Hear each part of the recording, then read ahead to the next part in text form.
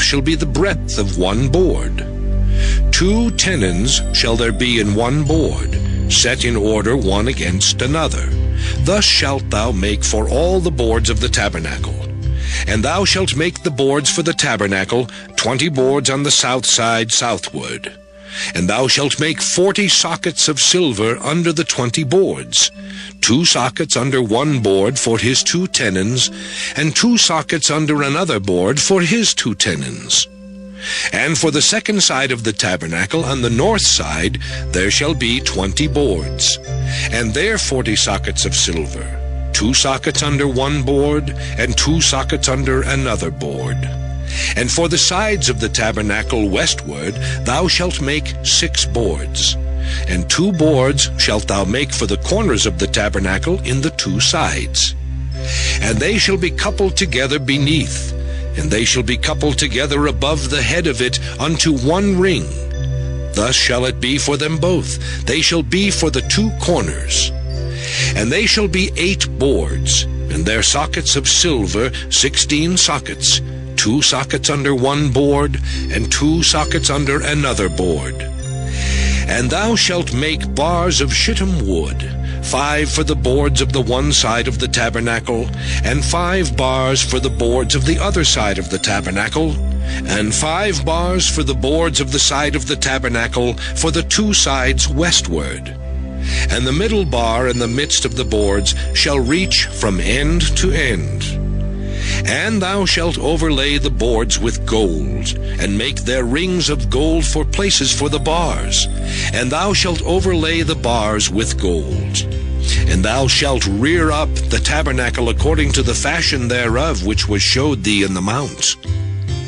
And thou shalt make a veil of blue and purple and scarlet and fine twined linen of cunning work. With cherubims shall it be made. And thou shalt hang it upon 4 pillars of shittim wood overlaid with gold. Their hooks shall be of gold upon the 4 sockets of silver. And thou shalt hang up the veil under the taches, that thou mayest bring in thither within the veil the ark of the testimony. And the veil shall divide unto you between the holy place and the most holy. And thou shalt put the mercy seat upon the ark of the testimony in the most holy place. And thou shalt set the table without the veil, and the candlestick over against the table on the side of the tabernacle toward the south. And thou shalt put the table on the north side. And thou shalt make an hanging for the door of the tent of blue and purple and scarlet and fine twined linen, wrought with needlework. And thou shalt make for the hanging 5 pillars of shittim wood, and overlay them with gold, and their hooks shall be of gold, and thou shalt cast 5 sockets of brass for them. Exodus chapter 27. And thou shalt make an altar of shittim wood, 5 cubits long and 5 cubits broad. The altar shall be 4 square, and the height thereof shall be 3 cubits. And thou shalt make the horns of it upon the 4 corners thereof. His horns shall be of the same, and thou shalt overlay it with brass. And thou shalt make his pans to receive his ashes, and his shovels, and his basins, and his flesh hooks, and his fire pans. All the vessels thereof thou shalt make of brass. And thou shalt make for it a grate of network of brass. And upon the net shalt thou make 4 brazen rings in the 4 corners thereof. And thou shalt put it under the compass of the altar beneath, that the net may be even to the midst of the altar. And thou shalt make staves for the altar, staves of shittim wood, and overlay them with brass. And the staves shall be put into the rings, and the staves shall be upon the 2 sides of the altar, to bear it.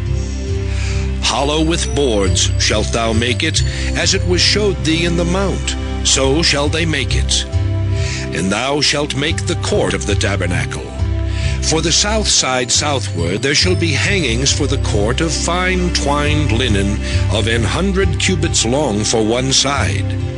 And the 20 pillars thereof and their 20 sockets shall be of brass. The hooks of the pillars and their fillets shall be of silver. And likewise for the north side in length there shall be hangings of 100 cubits long, and his 20 pillars and sockets of brass, the hooks of the pillars and their fillets of silver. And for the breadth of the court on the west side shall be hangings of 50 cubits, their pillars 10, and their sockets 10. And the breadth of the court on the east side eastward shall be 50 cubits. The hangings of one side of the gate shall be 15 cubits, their pillars 3, and their sockets 3. And on the other side shall be hangings 15 cubits, their pillars 3, and their sockets 3. And for the gate of the court shall be an hanging of 20 cubits, of blue and purple and scarlet and fine twined linen, wrought with needlework. And their pillars shall be 4, and their sockets 4. All the pillars round about the court shall be filleted with silver. Their hooks shall be of silver, and their sockets of brass. The length of the court shall be 100 cubits, and the breadth 50 everywhere, and the height 5 cubits of fine twined linen, and their sockets of brass. All the vessels of the tabernacle in all the service thereof, and all the pins thereof, and all the pins of the court shall be of brass. And thou shalt command the children of Israel that they bring thee pure olive oil beaten for the light, to cause the lamp to burn always. In the tabernacle of the congregation without the veil, which is before the testimony, Aaron and his sons shall order it from evening to morning before the Lord. It shall be a statute forever unto their generations on the behalf of the children of Israel. Exodus chapter 28. And take thou unto thee Aaron thy brother and his sons with him from among the children of Israel, that he may minister unto me in the priest's office. Even Aaron, Nadab and Abihu, Eleazar and Ithamar, Aaron's sons. And thou shalt make holy garments for Aaron thy brother for glory and for beauty.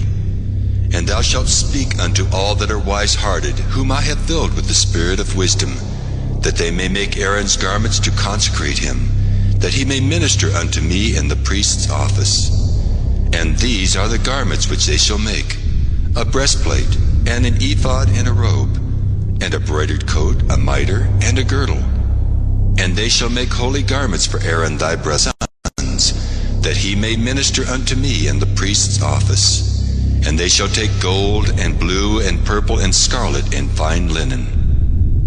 And they shall make the ephod of gold, of blue, and of purple, of scarlet, and fine twined linen, with cunning work. It shall have the 2 shoulder pieces thereof joined at the 2 edges thereof, and so it shall be joined together. And the curious girdle of the ephod, which is upon it, shall be of the same, according to the work thereof, even of gold, of blue, and purple, and scarlet, and fine twined linen. And thou shalt take 2 onyx stones, and grave on them the names of the children of Israel, 6 of their names on one stone, and the other 6 names of the rest on the other stone, according to their birth. With the work of an engraver in stone, like the engravings of a signet, shalt thou engrave the 2 stones with the names of the children of Israel. Thou shalt make them to be set in ouches of gold.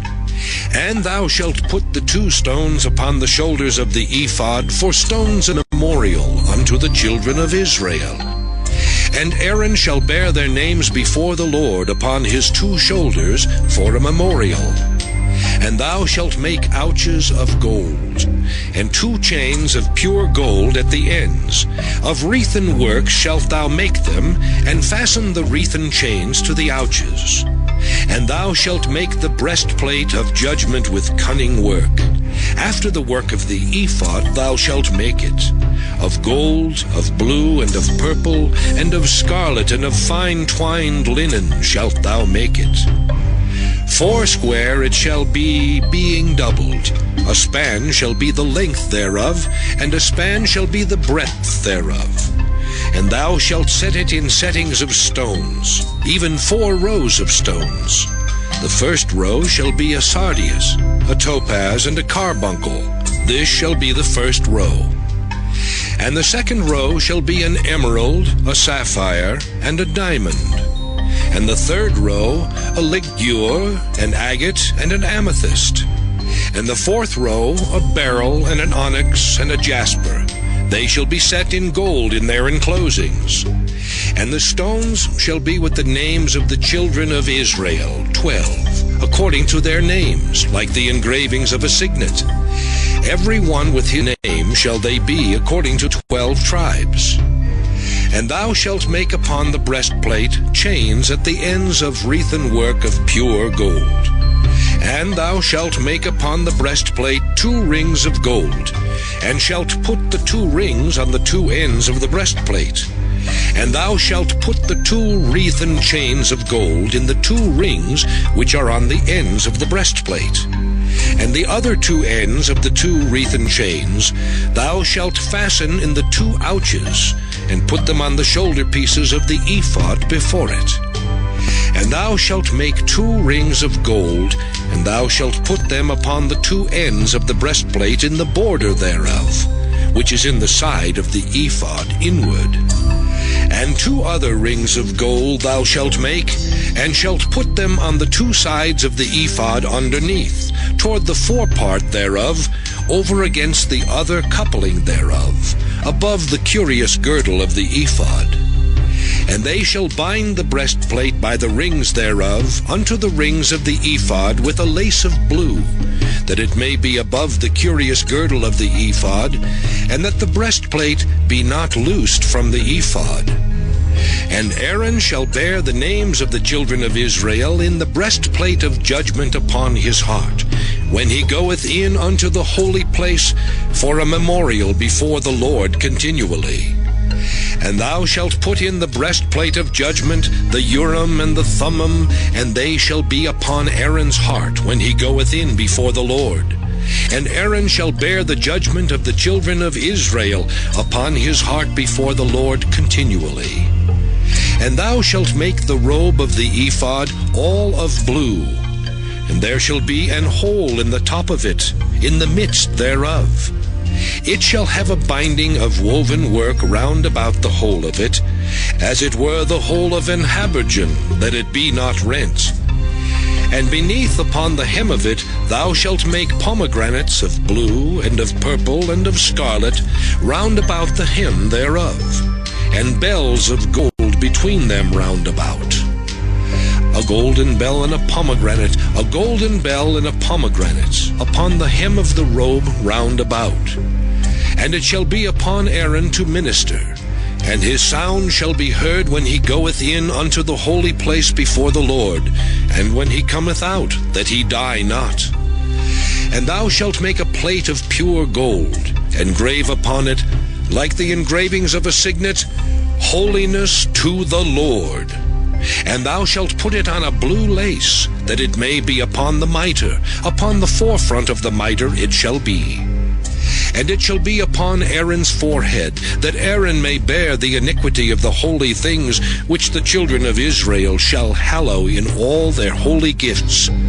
And it shall be always upon his forehead, that they may be accepted before the Lord.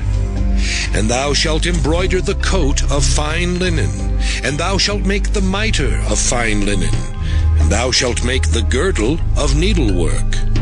And for Aaron's sons thou shalt make coats, and thou shalt make for them girdles, and bonnets shalt thou make for them, for glory and for beauty. And thou shalt put them upon Aaron thy brother, and his sons with him, and shalt anoint them, and consecrate them, and sanctify them, that they may minister unto me in the priest's office.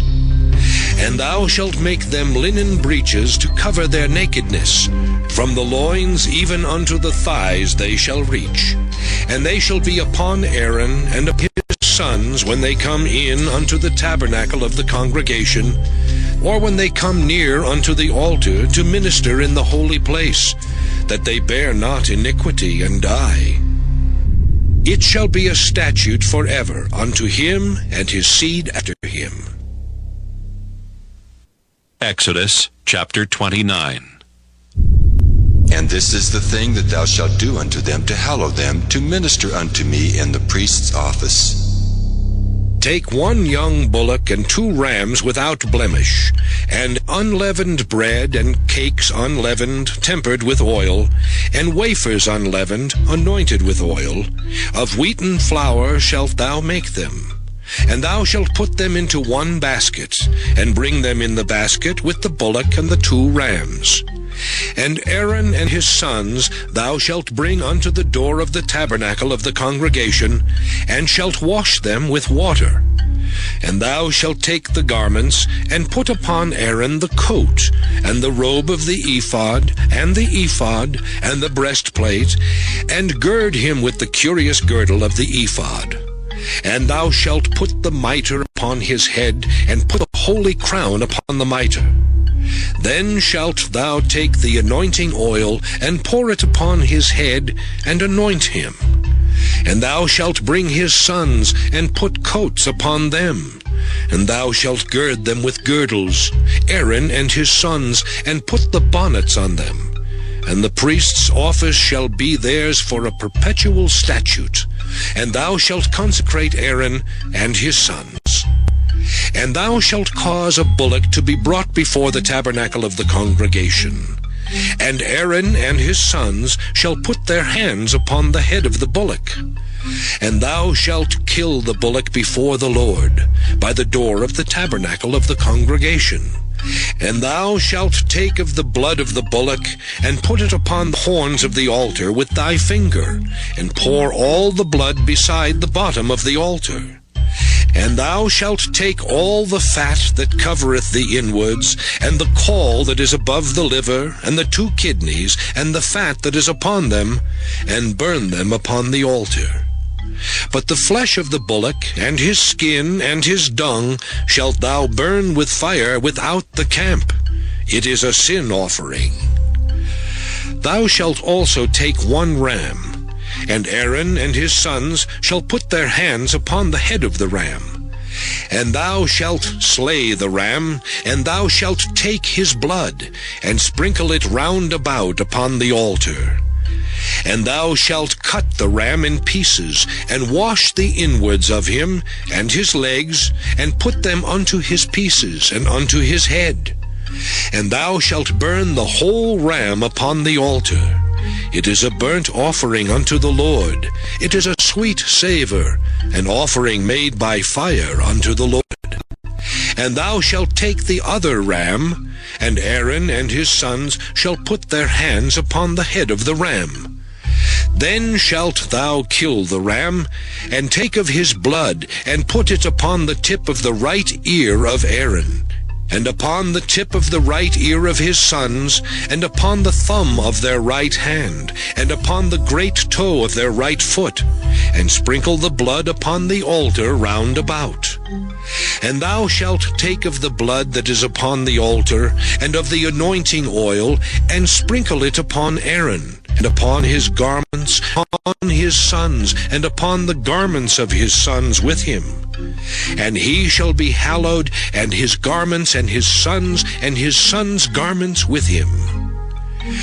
Also thou shalt take of the ram the fat and the rump, and the fat that covereth the inwards, and the caul above the liver, and the 2 kidneys, and the fat that is upon them, and the right shoulder, for it is a ram of consecration. And 1 loaf of bread, and 1 cake of oiled bread, and 1 wafer out of the basket of the unleavened bread that is before the Lord. And thou shalt put all in the hands of Aaron, and in the hands of his sons, and shalt wave them for a wave offering before the Lord. And thou shalt receive them of their hands, and burn them upon the altar for a burnt offering, for a sweet savour before the Lord. It is an offering made by fire unto the Lord. And thou shalt take the breast of the ram of Aaron's consecration, and wave it for a wave offering before the Lord. And it shall be thy part. And thou shalt sanctify the breast of the wave offering, and the shoulder of the heave offering, which is waved and which is heaved up, of the ram of the consecration, even of that which is for Aaron, and of that which is for his sons. And it shall be Aaron's and his sons by a statute forever from the children of Israel. For it is an heave offering, and it shall be an heave offering from the children of Israel of the sacrifice of their peace offerings, even their heave offering unto the Lord. And the holy garments of Aaron shall be his sons after him, to be anointed therein and to be consecrated in them.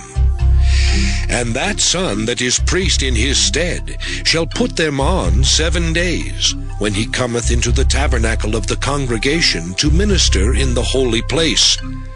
And thou shalt take the ram of the consecration, and seethe his flesh in the holy place.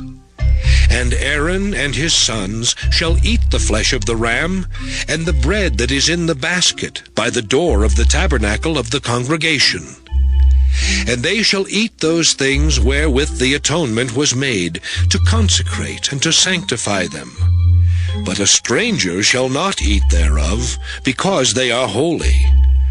And if aught of the flesh of the consecrations, or of the bread, remain unto the morning, then thou shalt burn the remainder with fire. It shall not be eaten, because it is holy. And thus shalt thou do unto Aaron and to his sons according to all things which I have commanded thee. 7 days shalt thou consecrate them. And thou shalt offer every day a bullock for a sin offering for atonement. And thou shalt cleanse the altar when thou hast made an atonement for it, and thou shalt anoint it to sanctify it. 7 days thou shalt make an atonement for the altar, and sanctify it. And it shall be an altar most holy. Whatsoever toucheth the altar shall be holy. Now this is that which thou shalt offer upon the altar, 2 lambs of the first year, day by day, continually. The 1 lamb thou shalt offer in the morning, and the other lamb thou shalt offer at even. And with the 1 lamb 1/10 deal of flour mingled with the 4th part of an hin of beaten oil, and the 4th part of an hin of wine for a drink offering. And the other lamb thou shalt offer at even, and shalt do thereto according to the meat offering of the morning, and according to the drink offering thereof, for a sweet savor, an offering made by fire unto the Lord. This shall be a continual burnt offering throughout your generations, at the door of the tabernacle of the congregation before the Lord, where I will meet you to speak there unto thee.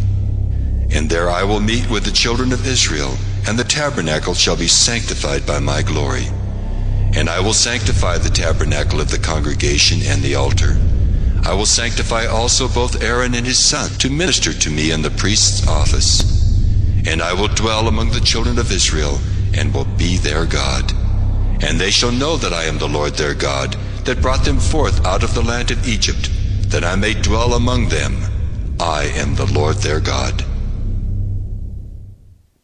Exodus chapter 30. And thou shalt make an altar to burn incense upon. Of shittim wood shalt thou make it. A cubit shall be the length thereof, and a cubit the breadth thereof. 4 square shall it be, and 2 cubits shall be the height thereof. The horns thereof shall be of the same, and thou shalt overlay it with pure gold, the top thereof and the sides thereof round about, and the horns thereof, and thou shalt make unto it a crown of gold round about. And 2 golden rings shalt thou make to it under the crown of it. By the 2 corners thereof, upon the 2 sides of it shalt thou make it, and they shall be for places for the staves to bear it withal. And thou shalt make the staves of shittim wood, and overlay them with gold.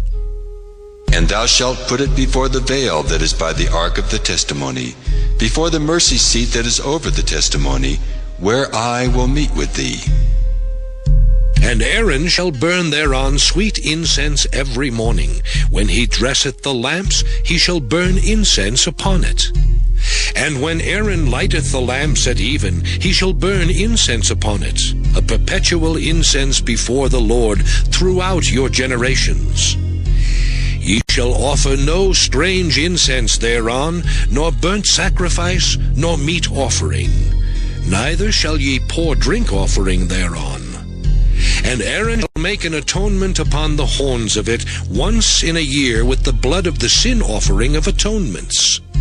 Once in the year shall he make atonement upon it throughout your generations. It is most holy unto the Lord. And the Lord spake unto Moses, saying, When thou takest the sum of the children of Israel after their number, then shall they give every man a ransom for his soul unto the Lord, when thou numberest them. That there be no plague among them when thou numberest them. This they shall give every one that passeth among them that are numbered, half a shekel after the shekel of the sanctuary. A shekel is 20 gerahs, and half shekel shall be the offering of the Lord. Every one that passeth among them that are numbered from 20 years old and above shall give an offering unto the Lord. The rich shall not give more, and the poor shall not give less than half a shekel when they give an offering unto the Lord, to make an atonement for your souls. And thou shalt take the atonement money of the children of Israel, and shalt appoint it for the service of the tabernacle of the congregation, that it may be a memorial unto the children of Israel before the Lord, to make an atonement for your souls. And the Lord spake unto Moses, saying, Thou shalt also make a laver of brass, and his foot also of brass to wash withal. And thou shalt put it between the tabernacle of the congregation and the altar, and thou shalt water in. For Aaron and his sons shall wash their hands and their feet thereat. When they go into the tabernacle of the congregation, they shall wash with water, that they die not. Or when they come near to the altar to minister, to burn offering made by fire unto the Lord.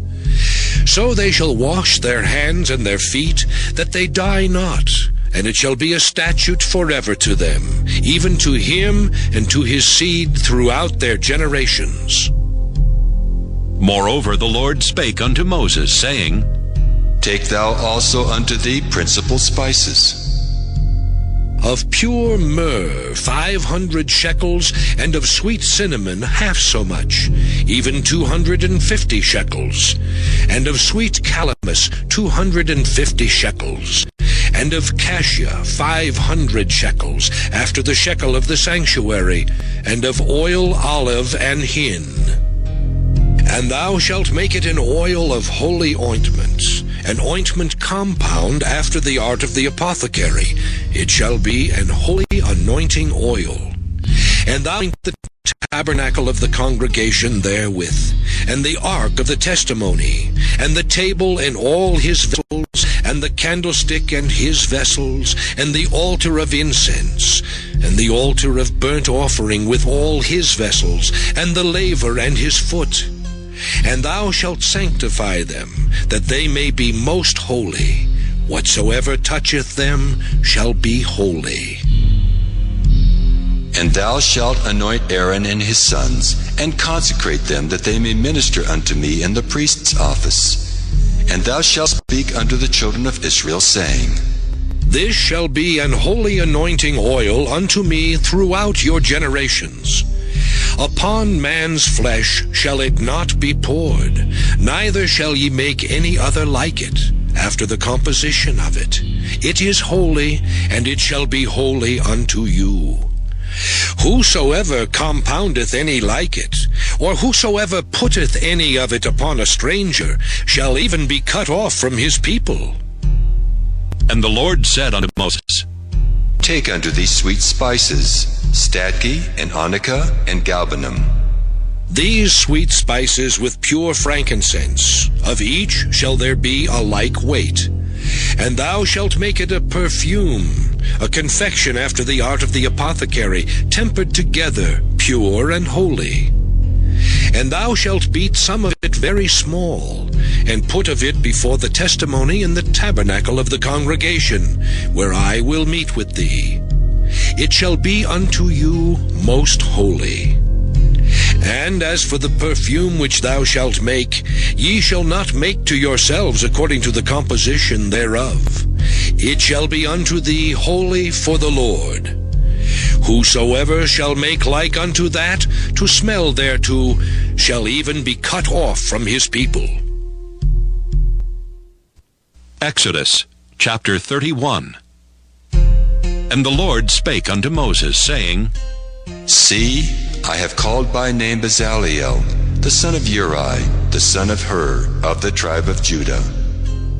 And I have filled him with the Spirit of God, in wisdom and in understanding, and in knowledge and in all manner of workmanship, to devise cunning works, to work in gold and in silver and in brass, and in cutting of stones to set them, and in carving of timber, to work in all manner of workmanship. And I, behold, I have given with him Aholiab, the son of Ahisamach, of the tribe of Dan. And in the hearts of all that are wise-hearted, I have put wisdom, that they may make all that I have commanded thee. The tabernacle of the congregation, and the ark of the testimony, and the mercy seat that is thereupon, and all the furniture of the tabernacle, and the table and his furniture, and the pure candlestick with all his furniture, and the altar of incense, and the altar of burnt offering with all his furniture, and the laver and his foot, and the cloths of service, and the holy garments for Aaron the priest, and the garments of his sons to minister in the priest's office. And the anointing oil, and sweet incense for the holy place, according to all that I have commanded thee shall they do. And the Lord spake unto Moses, saying, Speak thou also unto the children of Israel, saying, Verily my Sabbaths ye shall keep, for it is a sign between me and you throughout your generations, that ye may know that I am the Lord that doth sanctify you. Ye shall keep the Sabbath therefore, for it is holy unto you. Every one that defileth it shall surely be put to death. For whosoever doeth any work therein, that soul shall be cut off from among his people. 6 days may work be done, but in the 7th is the Sabbath of rest, holy to the Lord. Whosoever doeth any work in the Sabbath day, he shall surely be put to death. Wherefore the children of Israel shall keep the Sabbath, to observe the Sabbath throughout their generations, for a perpetual covenant.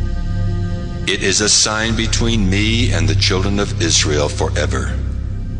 For in 6 days the Lord made heaven and earth, and on the 7th day he rested, and was refreshed. And he gave unto Moses, when he had made an end of communing with him upon Mount Sinai, 2 tables of testimony, tables of stone, written with the finger of God. Exodus chapter 32. And when the people saw that Moses delayed to come down out of the mount, the people gathered themselves together unto Aaron, and said unto him, Up, make us gods which shall go before us. For as for this Moses, the man that brought us up out of the land of Egypt, we wot not what has become of him. And Aaron said unto them, Break off the golden earrings which are in the ears of your wives, of your sons, and of your daughters, and bring them unto me. And all the people brake off the golden earrings which were in their ears, and brought them unto Aaron. And he received them at their hand, and fashioned it with a graving tool, after he had made it a molten calf. And they said, These be thy gods, O Israel, which brought thee up out of the land of Egypt. And when Aaron saw it, he built an altar before it. And Aaron made proclamation, and said, Tomorrow is a feast to the Lord. And they rose up early on the morrow, and offered burnt offerings, and brought peace offerings. And the people sat down to eat and to drink, and rose up to play. And the Lord said unto Moses, Go, get thee down, for thy people which thou broughtest out of the land of Egypt have corrupted themselves. they have turned aside quickly out of the way which I commanded them. They have made them a molten calf, and have worshipped it, and have sacrificed thereunto, and said, These be thy gods, O Israel, which have brought thee up out of the land of Egypt. And the Lord said unto Moses, I have seen this people, and behold, it is a stiff-necked people. Now therefore let me alone, that my wrath may wax hot against them, and that I may consume them. And I will make of thee a great nation. And Moses besought the Lord his God, and said, Lord, why doth thy wrath wax hot against thy people, which thou hast brought forth out of the land of Egypt with great power and with a mighty hand? Wherefore should the Egyptians speak and say, For mischief did he bring them out, to slay them in the mountains, and to consume them from the face of the earth? Turn from thy fierce wrath, and repent of this evil against thy people. Remember Abraham, Isaac, and Israel, thy servants, to whom thou swarest by thine own self, and saidst unto them, I will multiply your seed as the stars of heaven, and all this land that I have spoken of will I give unto your seed, and they shall inherit it forever. And the Lord repented of the evil which he thought to do unto his people. And Moses turned and went down from the mount, and the 2 tables of the testimony were in his hand. The tables were written on both their sides. On the one side and on the other were they written. And the tables were the work of God, and the writing was the writing of God, graven upon the tables. And when Joshua heard the noise of the people as they shouted, he said unto Moses, There is a noise of war in the camp. And he said, It is not the voice of them that shout for mastery, neither is it the voice of them that cry for being overcome, but the noise of them that sing do I hear. And it came to pass, as soon as he came nigh unto the camp, that he saw the calf and the dancing. And Moses' anger waxed hot, and he cast the tables out of his hands, and brake them beneath the mount. And he took the calf which they had made, and burnt it in the fire, and ground it to powder, and strawed it upon the water, and made the children of Israel drink of it. And Moses said unto Aaron, What did this people unto thee, that thou hast brought so great a sin upon them? And Aaron said, Let not the anger of my Lord wax hot. Thou knowest the people that they are set on mischief. For they said unto me, Make us gods, which shall go before us. For as for this Moses, the man that brought us up out of the land of Egypt, we wot not what is become of him. And I said unto them, Whosoever hath any gold, let them break it off. So they gave it me. Then I cast it into the fire, and there came out this calf. And when Moses saw that the people were naked, for Aaron had made them naked unto their shame among their enemies, then Moses stood in the gate of the camp and said, Who is on the Lord's side? Let him come unto me. And all the sons of Levi gathered themselves together unto him. And he said unto them, Thus saith the Lord God of Israel, Put every man his sword by his side, and go in and out from gate to gate throughout the camp, and slay every man his brother, and every man his companion, and every man his neighbor. And the children of Levi did according to the word of Moses. And there fell of the people that day about 3,000 men. For Moses had said, Consecrate yourselves today to the Lord, even every man upon his son and upon his brother, that he may bestow upon you a blessing this day. And it came to pass on the morrow that Moses said unto the people, Ye have sinned a great sin, and now I will go up unto the Lord. Peradventure I shall make an atonement for your sin. And Moses returned unto the Lord and said, Oh, this people have sinned a great sin, and have made them gods of gold. Yet now, if thou wilt forgive their sin, and if not, blot me, I pray thee, out of thy book which thou hast written. And the Lord said unto Moses, Whosoever hath sinned against me, him will I blot out of my book. Therefore now go, lead the people unto the place of which I have spoken unto thee. Behold, mine angel shall go before thee. Nevertheless, in the day when I visit, I will visit their sin upon them. And the Lord plagued the people because they made the calf which Aaron made. Exodus chapter 33. And the Lord said unto Moses, Depart and go up hence, thou and the people which thou hast brought up out of the land of Egypt, unto the land which I swear unto Abraham, to Isaac, and to Jacob, saying, Unto thy seed will I give it. And I will send an angel before thee, and I will drive out the Canaanite, the Amorite, and the Hittite, and the Perizzite, the Hivite, and the Jebusite, unto a land flowing with milk and honey, for I will not go up in the midst of thee, for thou art a stiff-necked people, lest I consume thee in the way. And when the people heard these evil tidings, they mourned, and no man did put on him his ornaments. For the Lord had said unto Moses, Say unto the children of Israel, Ye are a stiff-necked people. I will come up into the midst of thee in a moment, and consume thee. Therefore now put off thine ornaments from thee, that I may know what to do unto thee. And the children of Israel stripped themselves of their ornaments by the Mount Horeb. And Moses took the tabernacle, and pitched it without the camp, afar off from the camp, and called it the tabernacle of the congregation. And it came to pass that every one which sought the Lord went out unto the tabernacle of the congregation, which was without the camp. And it came to pass, when Moses went out unto the tabernacle, that all the people rose up, and stood every man at his tent door, and looked after Moses until he was gone into the tabernacle. And it came to pass, as Moses entered into the tabernacle, the cloudy pillar descended, and stood at the door of the tabernacle. And the Lord talked with Moses. And all the people saw the cloudy pillar stand at the tabernacle door. And all the people rose up and worshipped, every man in his tent door.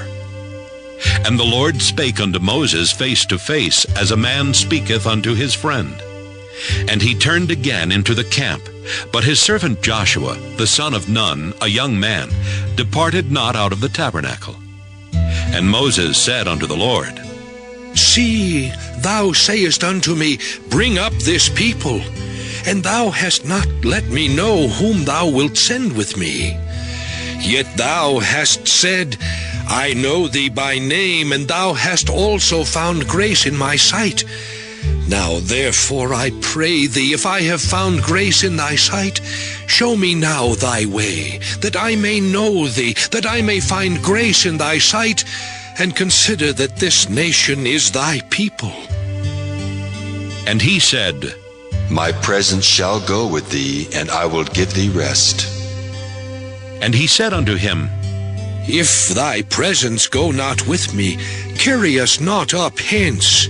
For wherein shall it be known here that I and thy people have found grace in thy sight? Is it not in that thou goest with us? So shall we be separated, I and thy people, from all the people that are upon the face of the earth. And the Lord said unto Moses, I will do this thing also that thou hast spoken, for thou hast found grace in my sight, and I know thee by name. And he said, I beseech thee, show me thy glory. And he said, I will make all my goodness pass before thee, and I will proclaim the name of the Lord before thee, and will be gracious to whom I will be gracious, and will show mercy on whom I will show mercy. And he said, Thou canst not see my face, for there shall no man see me and live. And the Lord said, Behold, there is a place by me, and thou shalt stand upon a rock. And it shall come to pass, while my glory passeth by, that I will put thee in a cleft of the rock, and will cover thee with my hand while I pass by. And I will take away mine hand, and thou shalt see my back parts, but my face shall not be seen. Exodus chapter 34. And the Lord said unto Moses, Hew thee 2 tables of stone like unto the first, and I will write upon these tables the words that were in the first tables which thou breakest. And be ready in the morning, and come up in the morning unto Mount Sinai, and present thyself there to me in the top of the mount. And no man shall come up with thee, neither let any man be seen throughout all the mount, neither let the flocks nor herds feed before that mount. And he hewed 2 tables of stone like unto the first. And Moses rose up early in the morning, and went up unto Mount Sinai, as the Lord had commanded him, and took in his hand the 2 tables of stone. And the Lord descended in the cloud, and stood with him there, and proclaimed the name of the Lord. And the Lord passed by before him, and proclaimed, The Lord God, merciful and gracious, long-suffering and abundant in goodness and truth, keeping mercy for thousands, forgiving iniquity and transgression and sin, and that will by no means clear the guilty, visiting the iniquity of the fathers upon the children, and upon the children's children, unto the 3rd and to the 4th generation. And Moses made haste, and bowed his head toward the earth, and worshipped. And he said, If now I have found grace in thy sight, O Lord, let my Lord, I pray thee, go among us. For it is a stiff-necked people, and pardon our iniquity and our sin, and take us for thine inheritance. And he said, Behold, I make a covenant. Before all thy people I will do marvels such as have not been done in all the earth, nor in any nation. And all the people among which thou art shall see the work of the Lord. For it is a terrible thing that I will do with thee. Observe thou that which I command thee this day. Behold, I drive out before thee the Amorite, and the Canaanite, and the Hittite, and the Perizzite, and the Hivite, and the Jebusite. Take heed to thyself, lest thou make a covenant with the inhabitants of the land whither thou goest, lest it be for a snare in the midst of thee. But ye shall destroy their altars, break their images, and cut down their groves. For thou shalt worship no other God, for the Lord, whose name is jealous, is a jealous God. Lest thou make a covenant with the inhabitants of the land, and they go a-whoring after their gods, and do sacrifice unto their gods, and one call thee, and thou eat of his sacrifice. And thou take of their daughters unto thy sons, and their daughters go a-whoring after their gods, and make thy sons go a-whoring after their gods.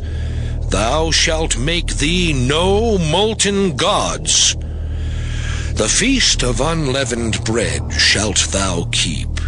7 days thou shalt eat unleavened bread, as I commanded thee in the time of the month Abib. For in the month Abib thou camest out from Egypt. All that openeth the matrix is mine, and every firstling among thy cattle, whether ox or sheep, that is male. But the firstling of an ass thou shalt redeem with a lamb. And if thou redeem him not, then shalt thou break his neck. All the firstborn of thy sons thou shalt redeem, and none shall appear before me empty. 6 days thou shalt work, but on the 7th day thou shalt rest. In earing time and in harvest thou shalt rest. And thou shalt observe the feast of weeks, of the first fruits of wheat harvest, and the feast of ingathering at the year's end. Thrice in the year shall all your men children appear before the Lord God, the God of Israel. For I will cast out the nations before thee, and enlarge thy borders. Neither shall any man desire thy land, when thou shalt go up to appear before the Lord thy God thrice in the year. Thou shalt not offer the blood of my sacrifice with leaven, neither shall the sacrifice of the feast of the Passover be left unto the morning. The first of the first fruits of thy land thou shalt bring unto the house of the Lord thy God. Thou shalt not see the kid in his mother's milk. And the Lord said unto Moses, Write thou these words, for after the tenor of these words I have made a covenant with thee and with Israel. And he was there with the Lord 40 days and 40 nights. He did neither eat bread nor drink water. And he wrote upon the tables the words of the covenant, the 10 commandments. And it came to pass, when Moses came down from Mount Sinai with the 2 tables of testimony in Moses' hand, when he came down from the mount, that Moses wist not that the skin of his face shone while he talked with him. And when Aaron and all the children of Israel saw Moses, behold, the skin of his face shone, and they were afraid to come nigh him. And Moses called unto them, and Aaron and all the rulers of the congregation returned unto him, and Moses talked with them. And afterward all the children of Israel came nigh, and he gave them in commandment all that the Lord had spoken with him in Mount Sinai. Until Moses had done speaking with them, he put a veil on his face. But when Moses went in before the Lord to speak with him, he took the veil off until he came out. And he came out and spake unto the children of Israel that which he was commanded. And the children of Israel saw the face of Moses, that the skin of Moses' face shone. And Moses put the veil upon his face again, until he went in to speak with him.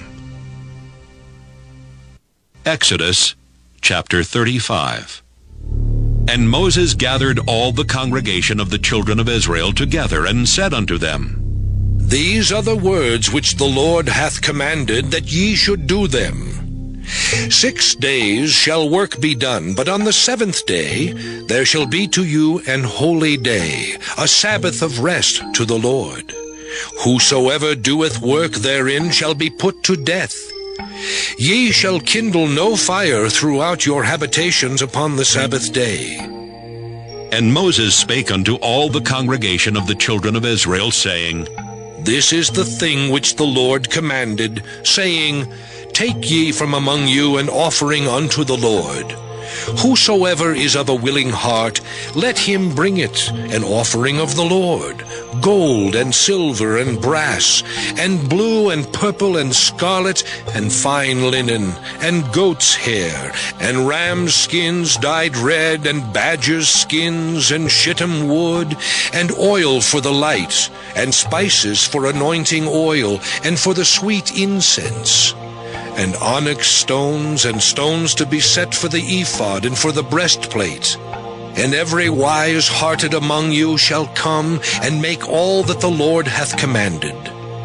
The tabernacle, his tent and his covering, his taches and his boards, his bars, his pillars and his sockets, the ark and the staves thereof with the mercy seat and the veil of the covering, the table and his staves, and all his vessels and the showbread, the candlestick also for the light, and his furniture, and his lamps with the oil for the light, and the incense altar, and his staves, and the anointing oil, and the sweet incense, and the hanging for the door at the entering in of the tabernacle, the altar of burnt offering with his brazen grate, his staves and all his vessels, the laver and his foot, the hangings of the court, his pillars and their sockets, and the hanging for the door of the court, the pins of the tabernacle and the pins of the court and their cords, the cloths of service to do service in the holy place, the holy garments for Aaron the priest, and the garments of his sons to minister in the priest's office. And all the congregation of the children of Israel departed from the presence of Moses.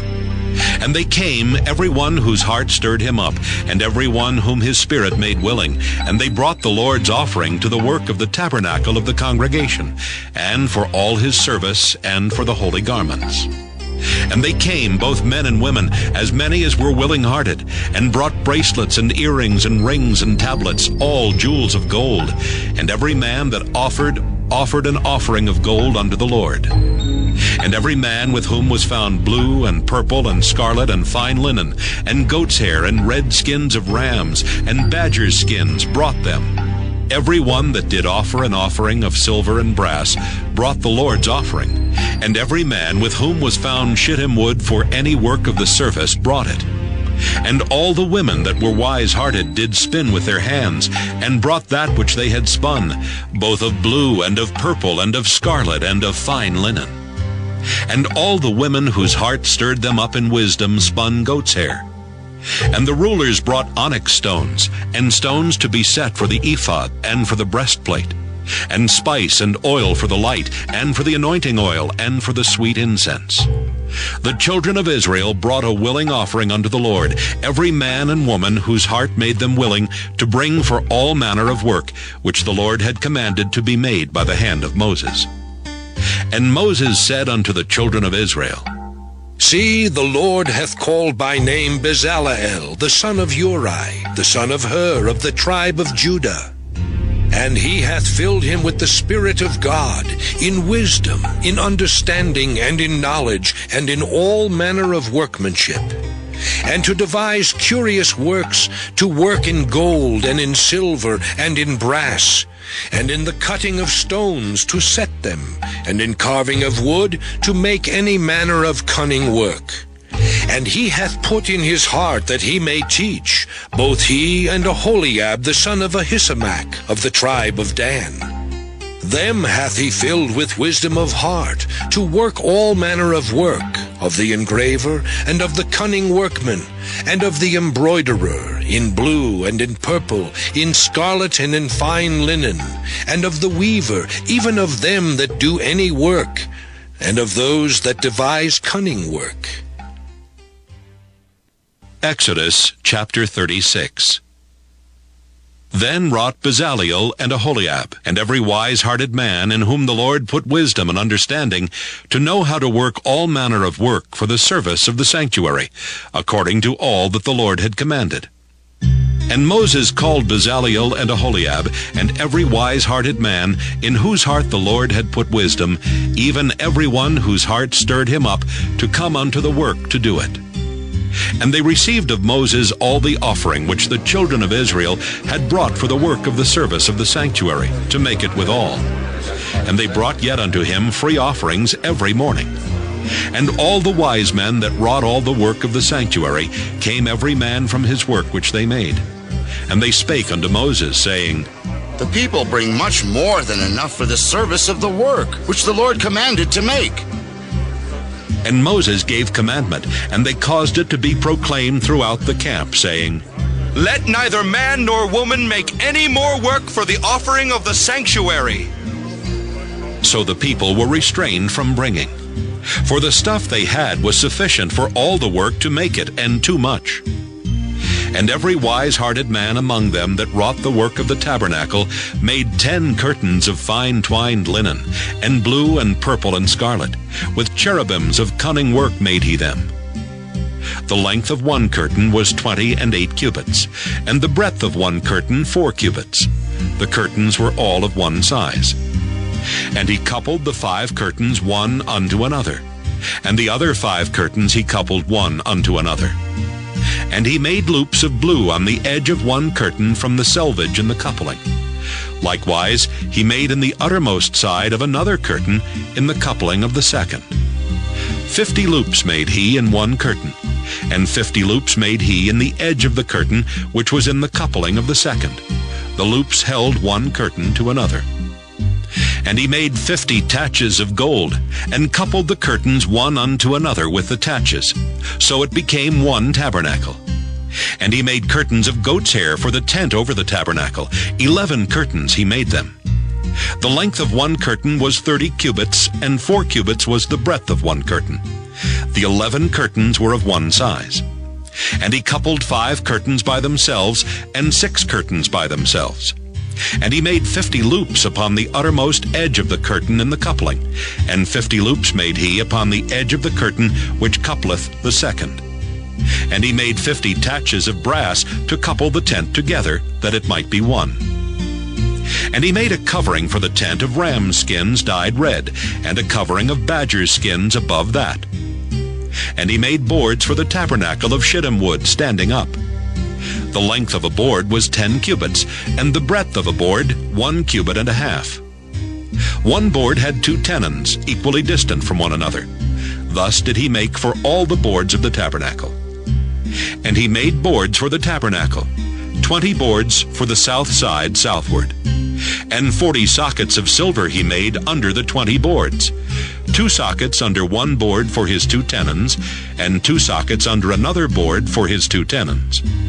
And for the other side of the tabernacle, which is toward the north corner, he made 20 boards, and there 40 sockets of silver, 2 sockets under one board and 2 sockets under another board. And for the sides of the tabernacle westward he made 6 boards, and 2 boards made he for the corners of the tabernacle in the 2 sides.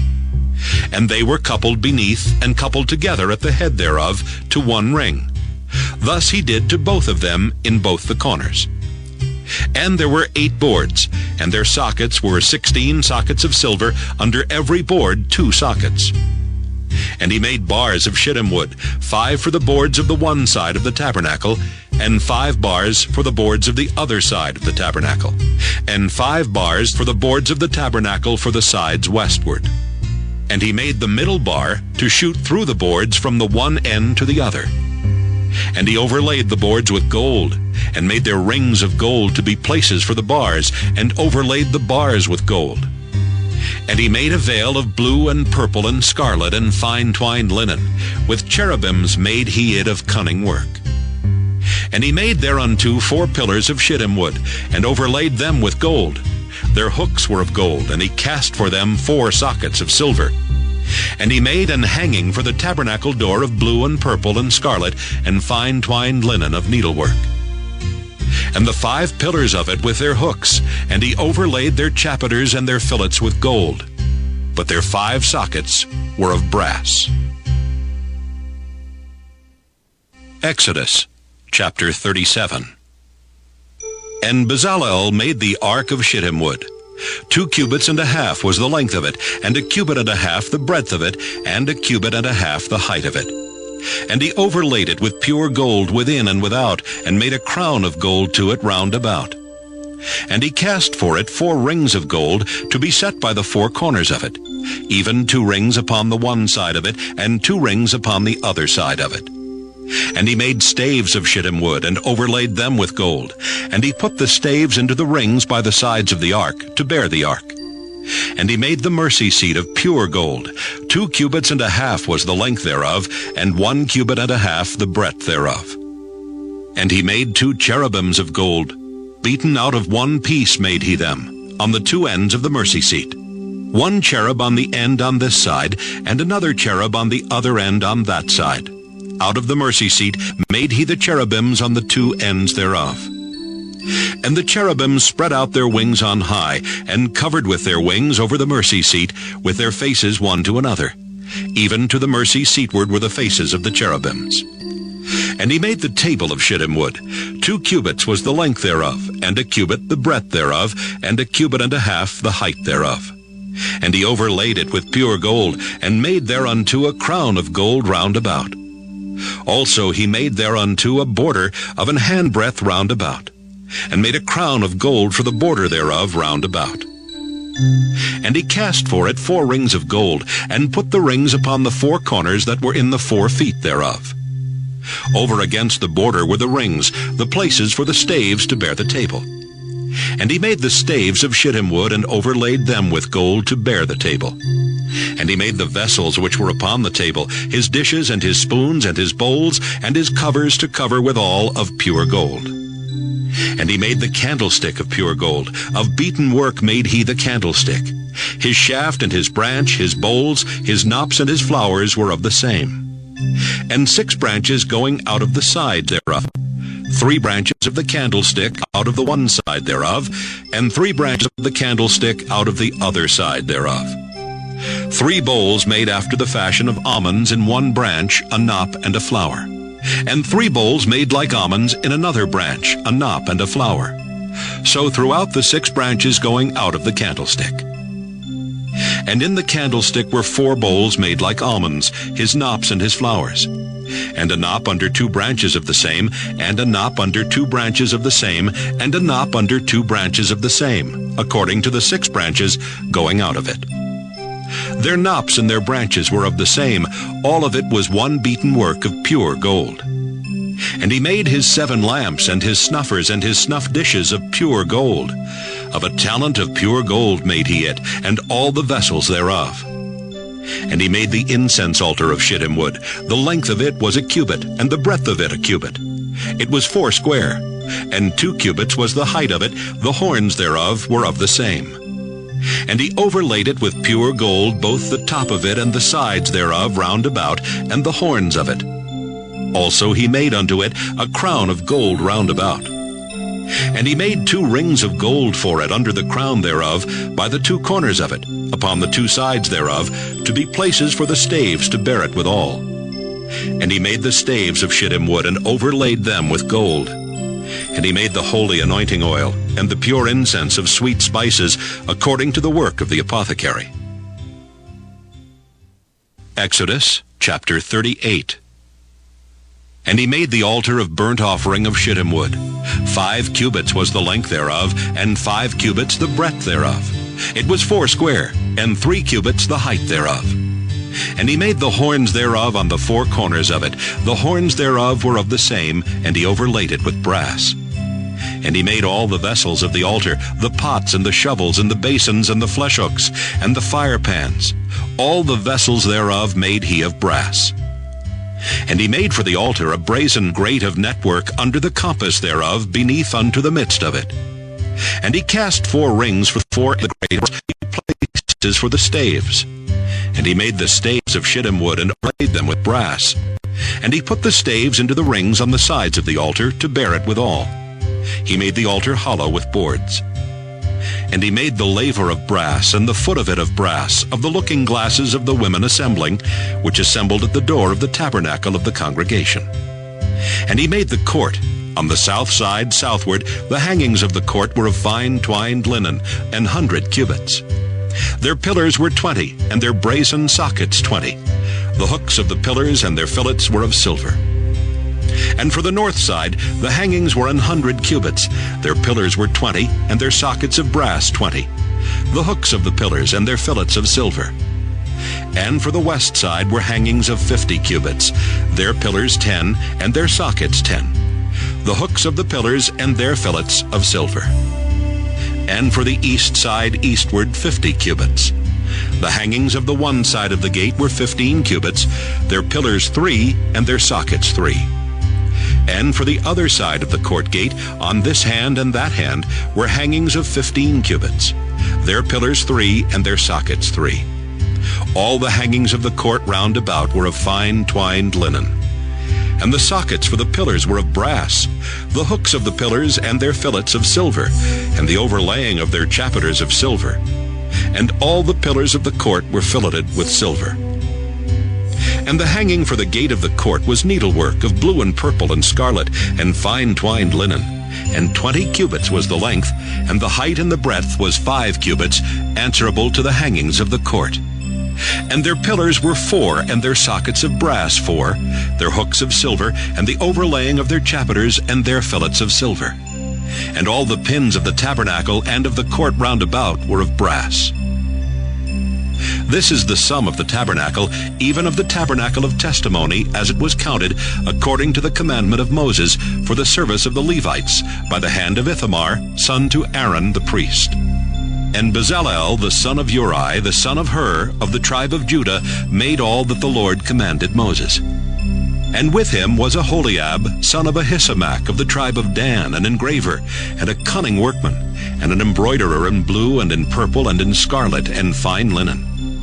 All the gold that was occupied for the work and all the work of the holy place, even the gold of the offering, was 29 talents and 730 shekels, after the shekel of the sanctuary. And the silver of them that were numbered of the congregation was 100 talents, and 1,763 shekels, after the shekel of the sanctuary. A beka for every man, that is, half a shekel, after the shekel of the sanctuary, for every one that went to be numbered, from 20 years old and upward, for 600,000 and 3,550 men. And of the 100 talents of silver were cast the sockets of the sanctuary and the sockets of the veil, 100 sockets of the 100 talents, a talent for a socket. And of the 1,770 shekels, he made hooks for the pillars, and overlaid their chapiters, and filleted them. And the brass of the offering was 70 talents, and 2,400 shekels. And therewith he made the sockets to the door of the tabernacle of the congregation, and the brazen altar, and the brazen grate for it, and all the vessels of the altar, and the sockets of the court round about, and the sockets of the court gate, and all the pins of the tabernacle, and all the pins of the court round about. Exodus chapter 39. And of the blue and purple and scarlet they made cloths of service, to do service in the holy place, and made the holy garments for Aaron, as the Lord commanded Moses. And he made the ephod of gold, blue, and purple, and scarlet, and fine twined linen. And they did beat the gold into thin plates, and cut it into wires, to work it in the blue, and in the purple, and in the scarlet, and in the fine linen, with cunning work. They made shoulder pieces for it, to couple it together. By the two edges was it coupled together. And the curious girdle of his ephod that was upon it was of the same, according to the work thereof, of gold, blue, and purple, and scarlet, and fine twined linen, as the Lord commanded Moses. And they wrought onyx stones enclosed in ouches of gold, graven, as signets are graven, with the names of the children of Israel. And he put them on the shoulders of the ephod, that they should be stones for a memorial to the children of Israel, as the Lord commanded Moses. And he made the breastplate of cunning work, like the work of the ephod, of gold, blue, and purple, and scarlet, and fine twined linen. It was 4 square. They made the breastplate double. A span was the length thereof, and a span the breadth thereof, being doubled. And they set in it 4 rows of stones. The first row was a sardius, a topaz, and a carbuncle. This was the first row. And the second row an emerald, a sapphire, and a diamond. And the third row a ligure, an agate, and an amethyst. And the fourth row a beryl, an onyx, and a jasper. They were enclosed in ouches of gold in their enclosings.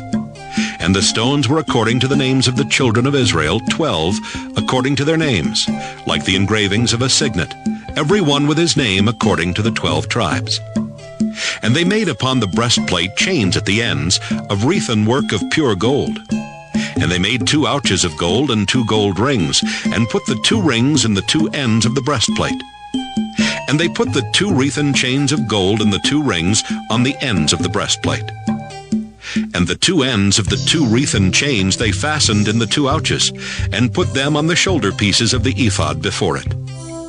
And they made 2 rings of gold, and put them on the 2 ends of the breastplate, upon the border of it, which was on the side of the ephod inward. And they made 2 other golden rings, and put them on the 2 sides of the ephod underneath, toward the forepart of it, over against the other coupling thereof, above the curious girdle of the ephod. And they did bind the breastplate by his rings under the rings of the ephod with a lace of blue, that it might be above the curious girdle of the ephod, and that the breastplate might not be loosed from the ephod, as the Lord commanded Moses. And he made the robe of the ephod of woven work, all of blue. And there was an hole in the midst of the robe as the hole of an habergeon, with a band round about the hole, that it should not rend. And they made upon the hems of the robe pomegranates of blue and purple and scarlet and twined linen. And they made bells of pure gold, and put the bells between the pomegranates upon the hem of the robe, round about between the pomegranates. A bell and a pomegranate, a bell and a pomegranate, round about the hem of the robe to minister in, as the Lord commanded Moses. And they made coats of fine linen of woven work for Aaron and for his sons, and a mitre of fine linen, and goodly bonnets of fine linen, and linen breeches of fine twined linen, and a girdle of fine twined linen, and blue and purple and scarlet of needlework, as the Lord commanded Moses. And they made the plate of the holy crown of pure gold, and wrote upon it a writing, like to the engravings of a signet, Holiness to the Lord. And they tied unto it a lace of blue to fasten it on high upon the mitre, as the Lord commanded Moses. Thus was all the work of the tabernacle of the tent of the congregation finished. And the children of Israel did according to all that the Lord commanded Moses, so did they. And they brought the tabernacle unto Moses, the tent and all his furniture, his taches, his boards, his bars, and his pillars and his sockets. And the covering of ram skins dyed red, and the covering of badger skins, and the veil of the covering, the ark of the testimony, and the staves thereof, and the mercy seat, the table and all the vessels thereof, and the showbread, the pure candlestick, with the lamps thereof, even with the lamps to be set in order, and all the vessels thereof, and the oil for light, and the golden altar, and the anointing oil, and the sweet incense, and the hanging for the tabernacle door, the brazen altar, and his grate of brass, his staves, and all his vessels, the laver and his foot, the hangings of the court, his pillars and his sockets, and the hanging for the court gate, his cords and his pins, and all the vessels of the service of the tabernacle for the tent of the congregation, the cloths of service to do service in the holy place, and the holy garments for Aaron the priest, and his sons' garments, to minister in the priest's office. According to all that the Lord commanded Moses, so the children of Israel made all the work. And Moses did look upon all the work, and behold, they had done it as the Lord had commanded, even so had they done it. And Moses blessed them. Exodus chapter 40. And the Lord spake unto Moses, saying, On the first day of the first month shalt thou set up the tabernacle of the tent of the congregation. And thou shalt put therein the ark of the testimony, and cover the ark with the veil. And thou shalt bring in the table, and set in order the things that are to be set in order upon it. And thou shalt bring in the candlestick, and light the lamps thereof. And thou shalt set the altar of gold for the incense before the ark of the testimony, and put the hanging of the door to the tabernacle. And thou shalt set the altar of the burnt offering before the door of the tabernacle of the tent of the congregation. And thou shalt set the laver between the tent of the congregation and the altar, and shalt put water therein. And thou shalt set up the court round about, and hang up the hanging at the court gate. And thou shalt take the anointing oil, and anoint the tabernacle, and all that is therein, and shalt hallow it, and all the vessels thereof, and it shall be holy. And thou shalt anoint the altar of the burnt offering, and all his vessels, and sanctify the altar, and it shall be an altar most holy. And thou shalt anoint the laver and his foot, and sanctify it. And thou shalt bring Aaron and his sons unto the door of the tabernacle of the congregation, and wash them with water. And thou shalt put upon Aaron the holy garments, and anoint him, and sanctify him, that he may minister unto me in the priest's office. And thou shalt bring his sons, and clothe them with coats. And thou shalt anoint them as thou didst anoint their father, that they may minister unto me in the priest's office. For their anointing shall surely be an everlasting priesthood throughout their generations. Thus did Moses, according to all that the Lord commanded him, so did he. And it came to pass in the first month in the second year, on the first day of the month, that the tabernacle was reared up. And Moses reared up the tabernacle, and fastened his sockets, and set up the boards thereof, and put in the bars thereof, and reared up his pillars. And he spread abroad the tent over the tabernacle, and put the covering of the tent above upon it, as the Lord commanded Moses. And he took and put the testimony into the ark, and set the staves on the ark, and put the mercy seat above upon the ark. And he brought the ark into the tabernacle, and set up the veil of the covering, and covered the ark of the testimony, as the Lord commanded Moses. And he put the table in the tent of the congregation upon the side of the tabernacle northward without the veil. And he set the bread in order upon it before the Lord, as the Lord had commanded Moses. And he put the candlestick in the tent of the congregation over against the table on the side of the tabernacle southward. And he lighted the lamps before the Lord, as the Lord commanded Moses. And he put the golden altar in the tent of the congregation before the veil. And he burnt sweet incense thereon, as the Lord commanded Moses. And he set up the hanging at the door of the tabernacle. And he put the altar of burnt offering by the door of the tabernacle of the tent of the congregation, and offered upon it the burnt offering and the meat offering, as the Lord commanded Moses. And he set the laver between the tent of the congregation and the altar, and put water there to wash withal. And Moses and Aaron and his sons washed their hands and their feet thereat. When they went into the tent of the congregation, and when they came near unto the altar, they washed, as the Lord commanded Moses. And he reared up the court round about the tabernacle and the altar, and set up the hanging of the court gate. So Moses finished the work. Then a cloud covered the tent of the congregation, and the glory of the Lord filled the tabernacle. And Moses was not able to enter into the tent of the congregation, because the cloud abode thereon, and the glory of the Lord filled the tabernacle. And when the cloud was taken up from over the tabernacle, the children of Israel went onward in all their journeys. But if the cloud were not taken up, then they journeyed not till the day that it was taken up. For the cloud of the Lord was upon the tabernacle by day, and fire was on it by night, in the sight of all the house of Israel, throughout all their journeys.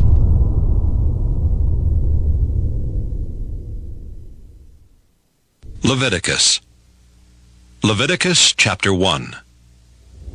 And the Lord called unto Moses, and spake unto him out of the tabernacle of the congregation, saying, Speak unto the children of Israel, and say unto them, If any man of you bring an offering unto the Lord, ye shall bring your offering of the cattle, even of the herd and of the flock. If his offering be a burnt sacrifice of the herd, let him offer a male without blemish.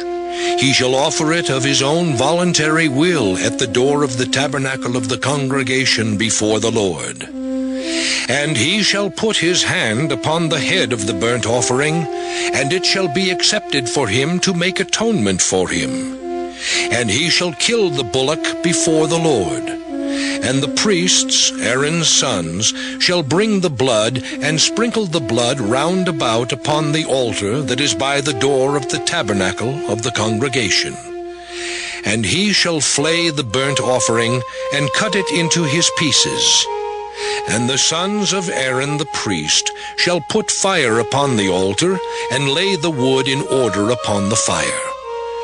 And the priests, Aaron's sons, shall lay the parts, the head and the fat, in order upon the wood that is on the fire, which is upon the altar. But his inwards and his legs shall he wash in water, and the priest shall burn all on the altar, to be a burnt sacrifice, an offering made by fire, of a sweet savor unto the Lord.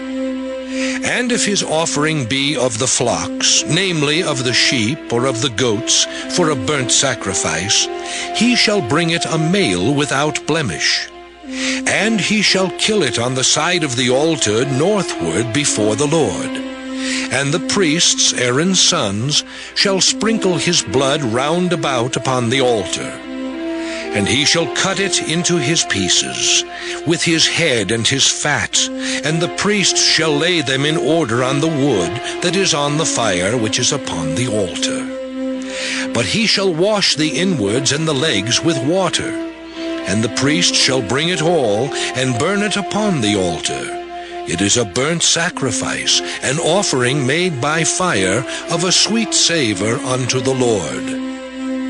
And if the burnt sacrifice for his offering to the Lord be of fowls, then he shall bring his offering of turtle doves or of young pigeons.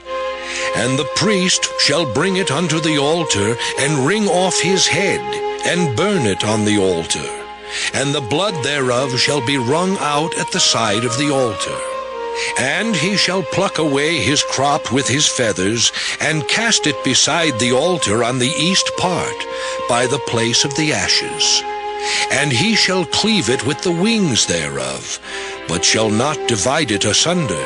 And the priest shall burn it upon the altar, upon the wood that is upon the fire.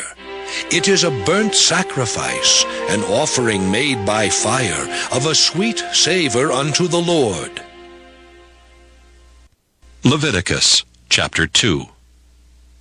And when any will offer a meat offering unto the Lord, his offering shall be of fine flour, and he shall pour oil upon it, and put frankincense thereon.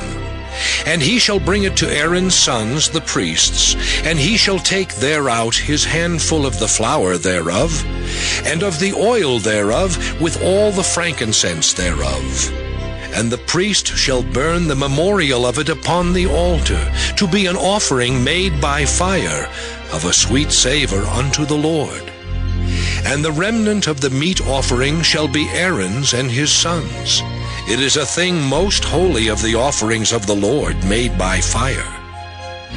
And if thou bring an oblation of a meat offering baken in the oven, it shall be unleavened cakes of fine flour mingled with oil, or unleavened wafers anointed with oil. And if thy oblation be a meat offering baken in a pan, it shall be of fine flour unleavened mingled with oil. Thou shalt part it in pieces, and pour oil thereon. It is a meat offering. And if thy oblation be a meat offering baken in the frying pan, it shall be made of fine flour with oil. And thou shalt bring the meat offering that is made of these things unto the Lord. And when it is presented unto the priest, he shall bring it unto the altar. And the priest shall take from the meat offering a memorial thereof, and shall burn it upon the altar. It is an offering made by fire, of a sweet savor unto the Lord. And that which is left of the meat offering shall be Aaron's and his sons. It is a thing most holy of the offerings of the Lord made by fire. No meat offering which ye shall bring unto the Lord shall be made with leaven, for ye shall burn no leaven, nor any honey, in any offering of the Lord made by fire. As for the oblation of the first fruits, ye shall offer them unto the Lord. But they shall not be burnt on the altar for a sweet savor. And every oblation of thy meat offering shalt thou season with salt. Neither shalt thou suffer the salt of the covenant of thy God to be lacking from thy meat offering. With all thine offerings thou shalt offer salt. And if thou offer a meat offering of thy first fruits unto the Lord, thou shalt offer for the meat offering of thy first fruits green ears of corn dried by the fire, even corn beaten out of full ears. And thou shalt put oil upon it, and lay frankincense thereon. It is a meat offering. And the priest shall burn the memorial of it, part of the beaten corn thereof, and part of the oil thereof, with all the frankincense thereof. It is an offering made by fire unto the Lord. Leviticus chapter 3. And if his oblation be a sacrifice of peace offering, if he offer it of the herd, whether it be a male or female, he shall offer it without blemish before the Lord. And he shall lay his hand upon the head of his offering, and kill it at the door of the tabernacle of the congregation. And Aaron's sons, the priests, shall sprinkle the blood upon the altar round about. And he shall offer of the sacrifice of the peace offering, an offering made by fire unto the Lord. The fat that covereth the inwards, and all the fat that is upon the inwards, and the 2 kidneys, and the fat that is on them, which is by the flanks, and the caul above the liver with the kidneys, it shall he take away. And Aaron's sons shall burn it on the altar upon the burnt sacrifice, which is upon the wood that is on the fire. It is an offering made by fire, of a sweet savor unto the Lord. And if his offering for a sacrifice of peace offering unto the Lord be of the flock, male or female, he shall offer it without blemish. If he offer a lamb for his offering, then shall he offer it before the Lord. And he shall lay his hand upon the head of his offering, and kill it before the tabernacle of the congregation. And Aaron's sons shall sprinkle the blood thereof round about upon the altar. And he shall offer of the sacrifice of the peace offering, an offering made by fire unto the Lord. The fat thereof, and the whole rump, it shall he take off hard by the backbone, and the fat that covereth the inwards, and all the fat that is upon the inwards. And the 2 kidneys, and the fat that is upon them, which is by the flanks, and the caul above the liver, with the kidneys, it shall he take away. And the priest shall burn it upon the altar. It is the food of the offering made by fire unto the Lord. And if his offering be a goat, then he shall offer it before the Lord. And he shall lay his hand upon the head of it, and kill it before the tabernacle of the congregation. And the sons of Aaron shall sprinkle the blood thereof upon the altar round about.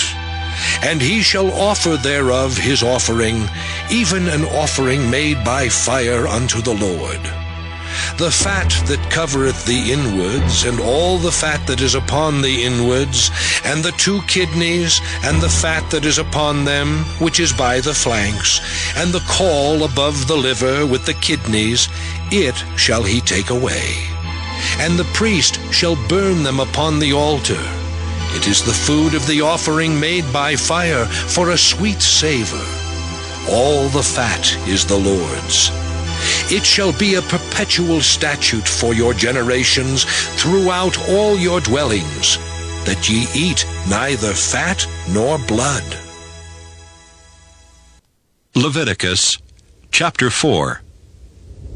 And the Lord spake unto Moses, saying, Speak unto the children of Israel, saying, If a soul shall sin through ignorance against any of the commandments of the Lord concerning things which ought not to be done, and shall do against any of them, if the priest that is anointed do sin according to the sin of the people, then let him bring for his sin, which he hath sinned, a young bullock without blemish unto the Lord for a sin offering. And he shall bring the bullock unto the door of the tabernacle of the congregation before the Lord, and shall lay his hand upon the bullock's head, and kill the bullock before the Lord. And the priest that is anointed shall take of the bullock's blood, and bring it to the tabernacle of the congregation. And the priest shall dip his finger in the blood, and sprinkle of the blood 7 times before the Lord, before the veil of the sanctuary. And the priest shall put some of the blood upon the horns of the altar of sweet incense before the Lord, which is in the tabernacle of the congregation, and shall pour all the blood of the bullock at the bottom of the altar of the burnt offering, which is at the door of the tabernacle of the congregation. And he shall take off from it all the fat of the bullock for the sin offering, the fat that covereth the inwards, and all the fat that is upon the inwards, and the 2 kidneys, and the fat that is upon them, which is by the flanks, and the caul above the liver with the kidneys, it shall he take away, as it was taken off from the bullock of the sacrifice of peace offerings, and the priest shall burn them upon the altar of the burnt offering. And the skin of the bullock and all his flesh, with his head and with his legs and his inwards and his dung, even the whole bullock shall he carry forth without the camp unto a clean place, where the ashes are poured out, and burn him on the wood with fire. Where the ashes are poured out shall he be burnt. And if the whole congregation of Israel sin through ignorance, and the thing be hid from the eyes of the assembly, and they have done somewhat against any of the commandments of the Lord concerning things which should not be done, and are guilty, when the sin which they have sinned against it is known, then the congregation shall offer a young bullock for the sin, and bring him before the tabernacle of the congregation. And the elders of the congregation shall lay their hands upon the head of the bullock before the Lord, and the bullock shall be killed before the Lord. And the priest that is anointed shall bring of the bullock's blood to the tabernacle of the congregation. And the priest shall dip his finger in some of the blood, and sprinkle it 7 times before the Lord, even before the veil. And he shall put some of the blood upon the horns of the altar which is before the Lord, that is in the tabernacle of the congregation, and shall pour out all the blood at the bottom of the altar of the burnt offering, which is at the door of the tabernacle of the congregation. And he shall take all his fat from him, and burn it upon the altar. And he shall do with the bullock as he did with the bullock for a sin offering, so shall he do with this. And the priest shall make an atonement for them, and it shall be forgiven them. And he shall carry forth the bullock without the camp, and burn him as he burned the first bullock. It is a sin offering for the congregation.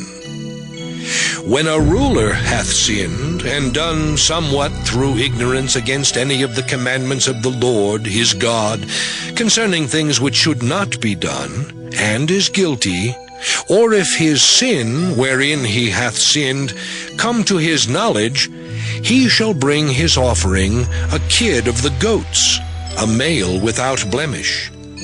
And he shall lay his hand upon the head of the goat, and kill it in the place where they kill the burnt offering before the Lord. It is a sin offering. And the priest shall take of the blood of the sin offering with his finger, and put it upon the horns of the altar of burnt offering, and shall pour out his blood at the bottom of the altar of burnt offering. And he shall burn all his fat upon the altar, as the fat of the sacrifice of peace offerings. And the priest shall make an atonement for him as concerning his sin, and it shall be forgiven him. And if any one of the common people sin through ignorance, while he doeth somewhat against any of the commandments of the Lord, concerning things which ought not to be done, and be guilty, or if his sin, which he hath sinned, come to his knowledge, then he shall bring his offering, a kid of the goats, a female without blemish, for his sin which he hath sinned. And he shall lay his hand upon the head of the sin offering, and slay the sin offering in the place of the burnt offering. And the priest shall take of the blood thereof with his finger, and put it upon the horns of the altar of burnt offering, and shall pour out all the blood thereof at the bottom of the altar. And he shall take away all the fat thereof, as the fat is taken away from off the sacrifice of peace offerings. And the priest shall burn it upon the altar for a sweet savour unto the Lord. And the priest shall make an atonement for him, and it shall be forgiven him. And if he bring a lamb for a sin offering, he shall bring it a female without blemish. And he shall lay his hand upon the head of the sin offering, and slay it for a sin offering in the place where they killed the burnt offering. And the priest shall take of the blood of the sin offering with his finger, and put it upon the horns of the altar of burnt offering, and shall pour out all the blood thereof at the bottom of the altar. And he shall take away all the fat thereof, as the fat of the lamb is taken away from the sacrifice of the peace offerings. And the priest shall burn them upon the altar, according to the offerings made by fire unto the Lord. And the priest shall make an atonement for his sin that he hath committed, and it shall be forgiven him. Leviticus chapter 5. And if a soul sin, and hear the voice of swearing, and is a witness, whether he hath seen or known of it, if he do not utter it, then he shall bear his iniquity. Or if a soul touch any unclean thing, whether it be a carcass of an unclean beast, or a carcass of unclean cattle, or the carcass of unclean creeping things, and if it be hidden from him, he also shall be unclean and guilty. Or if he touch the uncleanness of man, whatsoever uncleanness it be, that a man shall be defiled withal, and it be hid from him, when he knoweth of it, then he shall be guilty. Or if a soul swear, pronouncing with his lips to do evil, or to do good, whatsoever it be that a man shall pronounce with an oath, and it be hid from him, when he knoweth of it, then he shall be guilty in one of these. And it shall be, when he shall be guilty in one of these things, that he shall confess that he hath sinned in that thing.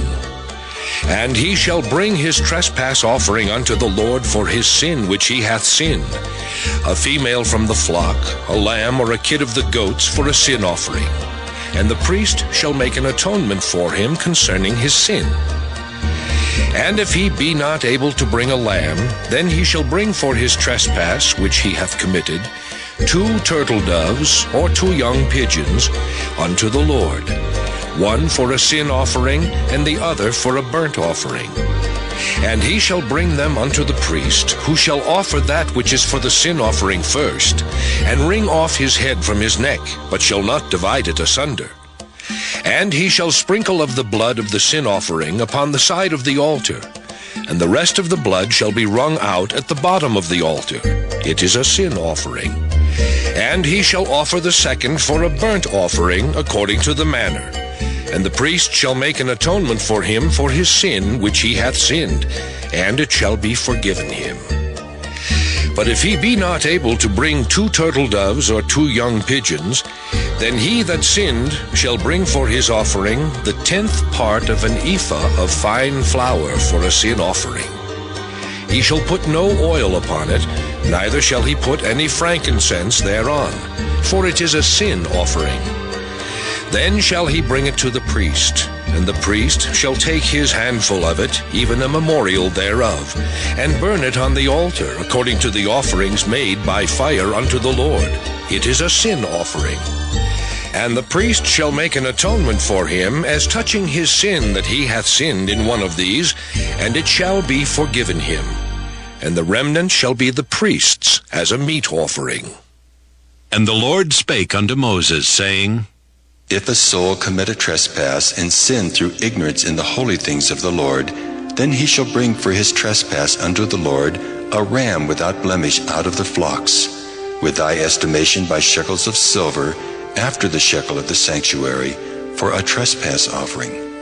And he shall make amends for the harm that he hath done in the holy thing, and shall add the 5th part thereto, and give it unto the priest. And the priest shall make an atonement for him with the ram of the trespass offering, and it shall be forgiven him. And if a soul sin, and commit any of these things which are forbidden to be done by the commandments of the Lord, though he wist it not, yet is he guilty, and shall bear his iniquity. And he shall bring a ram without blemish out of the flock, with thy estimation for a trespass offering unto the priest. And the priest shall make an atonement for him concerning his ignorance wherein he erred, and wist it not, and it shall be forgiven him. It is a trespass offering. He hath certainly trespassed against the Lord. Leviticus chapter 6. And the Lord spake unto Moses, saying, If a soul sin and commit a trespass against the Lord, and lie unto his neighbor in that which was delivered him to keep, or in fellowship, or in a thing taken away by violence, or hath deceived his neighbor, or hath found that which was lost, and lieth concerning it, and sweareth falsely, in any of all these that a man doeth, sinning therein, then it shall be, because he hath sinned and is guilty, that he shall restore that which he took violently away, or the thing which he hath deceitfully gotten, or that which was delivered him to keep, or the lost thing which he found, or all that about which he hath sworn falsely. He shall even restore it in the principal, and shall add the 5th part more thereto, and give it unto him to whom it appertaineth, in the day of his trespass offering. And he shall bring his trespass offering unto the Lord, a ram without blemish out of the flock, with thy estimation for a trespass offering unto the priest. And the priest shall make an atonement for him before the Lord, and it shall be forgiven him for anything of all that he hath done in trespassing therein. And the Lord spake unto Moses, saying, Command Aaron and his sons, saying, This is the law of the burnt offering. It is the burnt offering because of the burning upon the altar all night unto the morning, and the fire of the altar shall be burning in it. And the priest shall put on his linen garment, and his linen breeches shall he put upon his flesh, and take up the ashes which the fire hath consumed with the burnt offering on the altar, and he shall put them beside the altar. And he shall put off his garments, and put on other garments, and carry forth the ashes without the camp unto a clean place. And the fire upon the altar shall be burning in it, it shall not be put out. And the priest shall burn wood on it every morning, and lay the burnt offering in order upon it. And he shall burn thereon the fat of the peace offerings.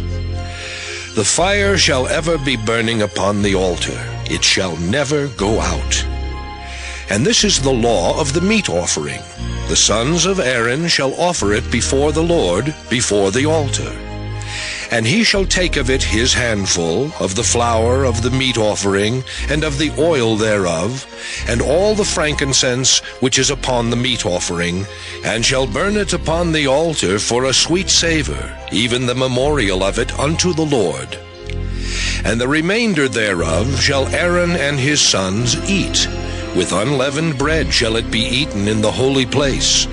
In the court of the tabernacle of the congregation they shall eat it. It shall not be baken with leaven. I have given it unto them for their portion of my offerings made by fire. It is most holy, as is the sin offering, and as the trespass offering. All the males among the children of Aaron shall eat of it. It shall be a statute forever in your generations concerning the offerings of the Lord made by fire. Every one that toucheth them shall be holy. And the Lord spake unto Moses, saying, This is the offering of Aaron and of his sons, which they shall offer unto the Lord in the day when he is anointed. The 10th part of an ephah of fine flour for a meat offering perpetual, half of it in the morning, and half thereof at night. In a pan it shall be made with oil, and when it is baken, thou shalt bring it in. And the baken pieces of the meat offering shalt thou offer for a sweet savour unto the Lord. And the priest of his sons that is anointed in his stead shall offer it. It is a statute forever unto the Lord. It shall be wholly burnt. For every meat offering for the priest shall be wholly burnt. It shall not be eaten. And the Lord spake unto Moses, saying, Speak unto Aaron and to his sons, saying, This is the law of the sin offering. In the place where the burnt offering is killed, shall the sin offering be killed before the Lord. It is most holy. The priest that offereth it for sin shall eat it. In the holy place shall it be eaten, in the court of the tabernacle of the congregation. Whatsoever shall touch the flesh thereof shall be holy. And when there is sprinkled of the blood thereof upon any garment, thou shalt wash that whereon it was sprinkled in the holy place. But the earthen vessel wherein it is sodden shall be broken. And if it be sodden in a brazen pot, it shall be both scoured and rinsed in water. All the males among the priests shall eat thereof. It is most holy. And no sin offering, whereof any of the blood is brought into the tabernacle of the congregation to reconcile with all in the holy place, shall be eaten. It shall be burnt in the fire. Leviticus chapter 7. Likewise, this is the law of the trespass offering. It is most holy. In the place where they kill the burnt offering shall they kill the trespass offering, and the blood thereof shall he sprinkle round about upon the altar. And he shall offer of it all the fat thereof, the rump and the fat that covereth the inwards, and the 2 kidneys and the fat that is on them, which is by the flanks, and the caul that is above the liver, with the kidneys, it shall he take away. And the priest shall burn them upon the altar for an offering made by fire unto the Lord. It is a trespass offering. Every male among the priests shall eat thereof. It shall be eaten in the holy place. It is most holy. As the sin offering is, so is the trespass offering. There is one law for them.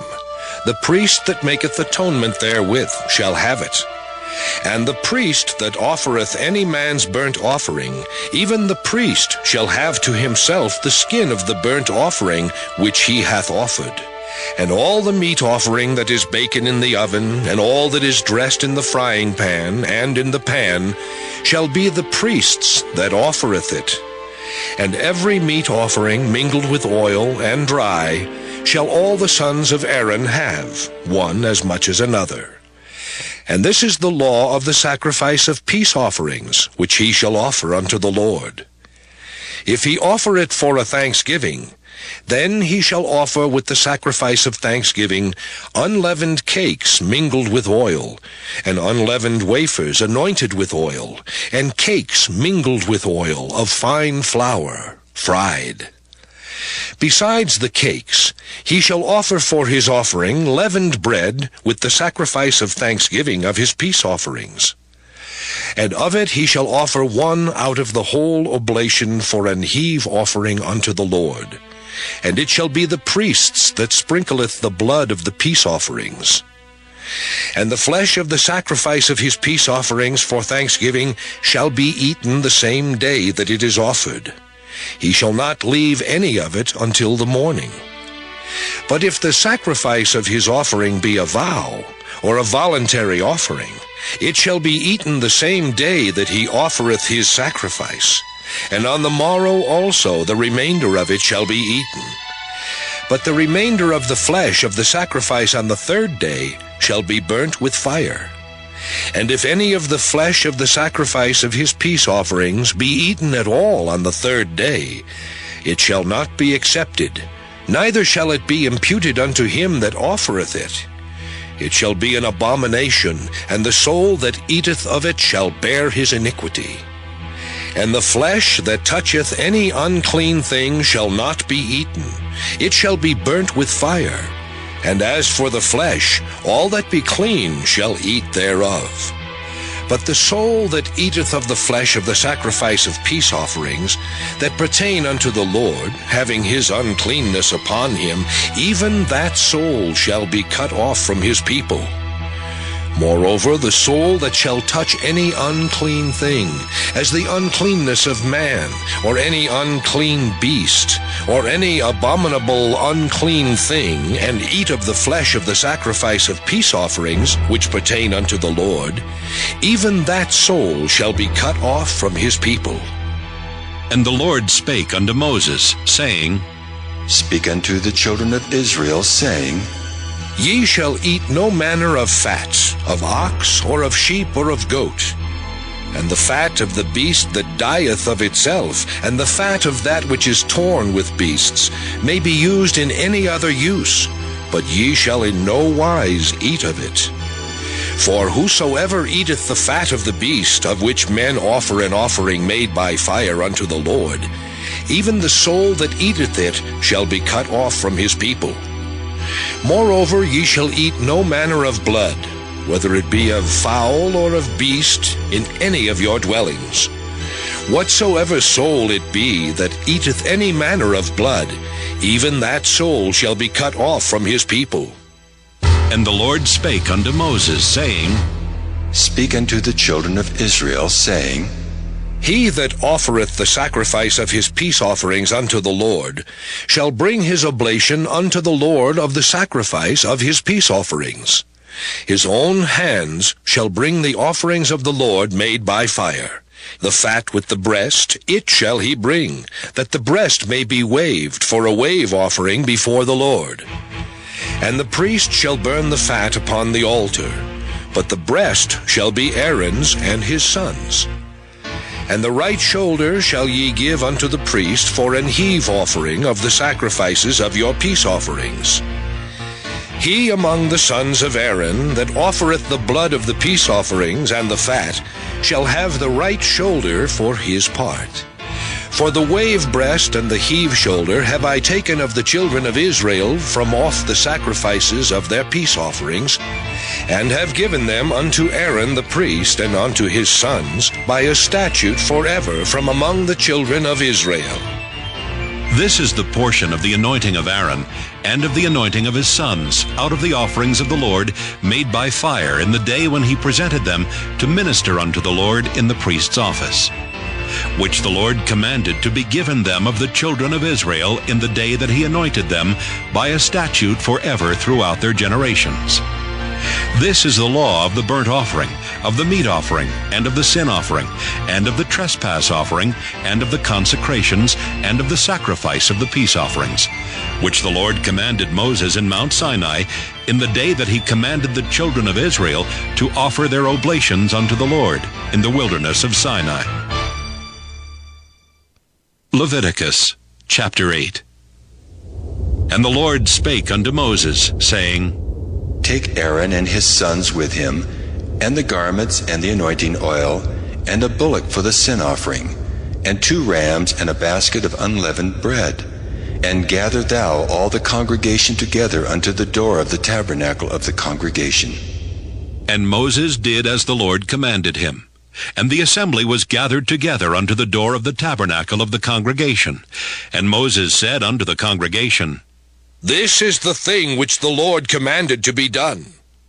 And Moses brought Aaron and his sons, and washed them with water. And he put upon him the coat, and girded him with the girdle, and clothed him with the robe, and put the ephod upon him.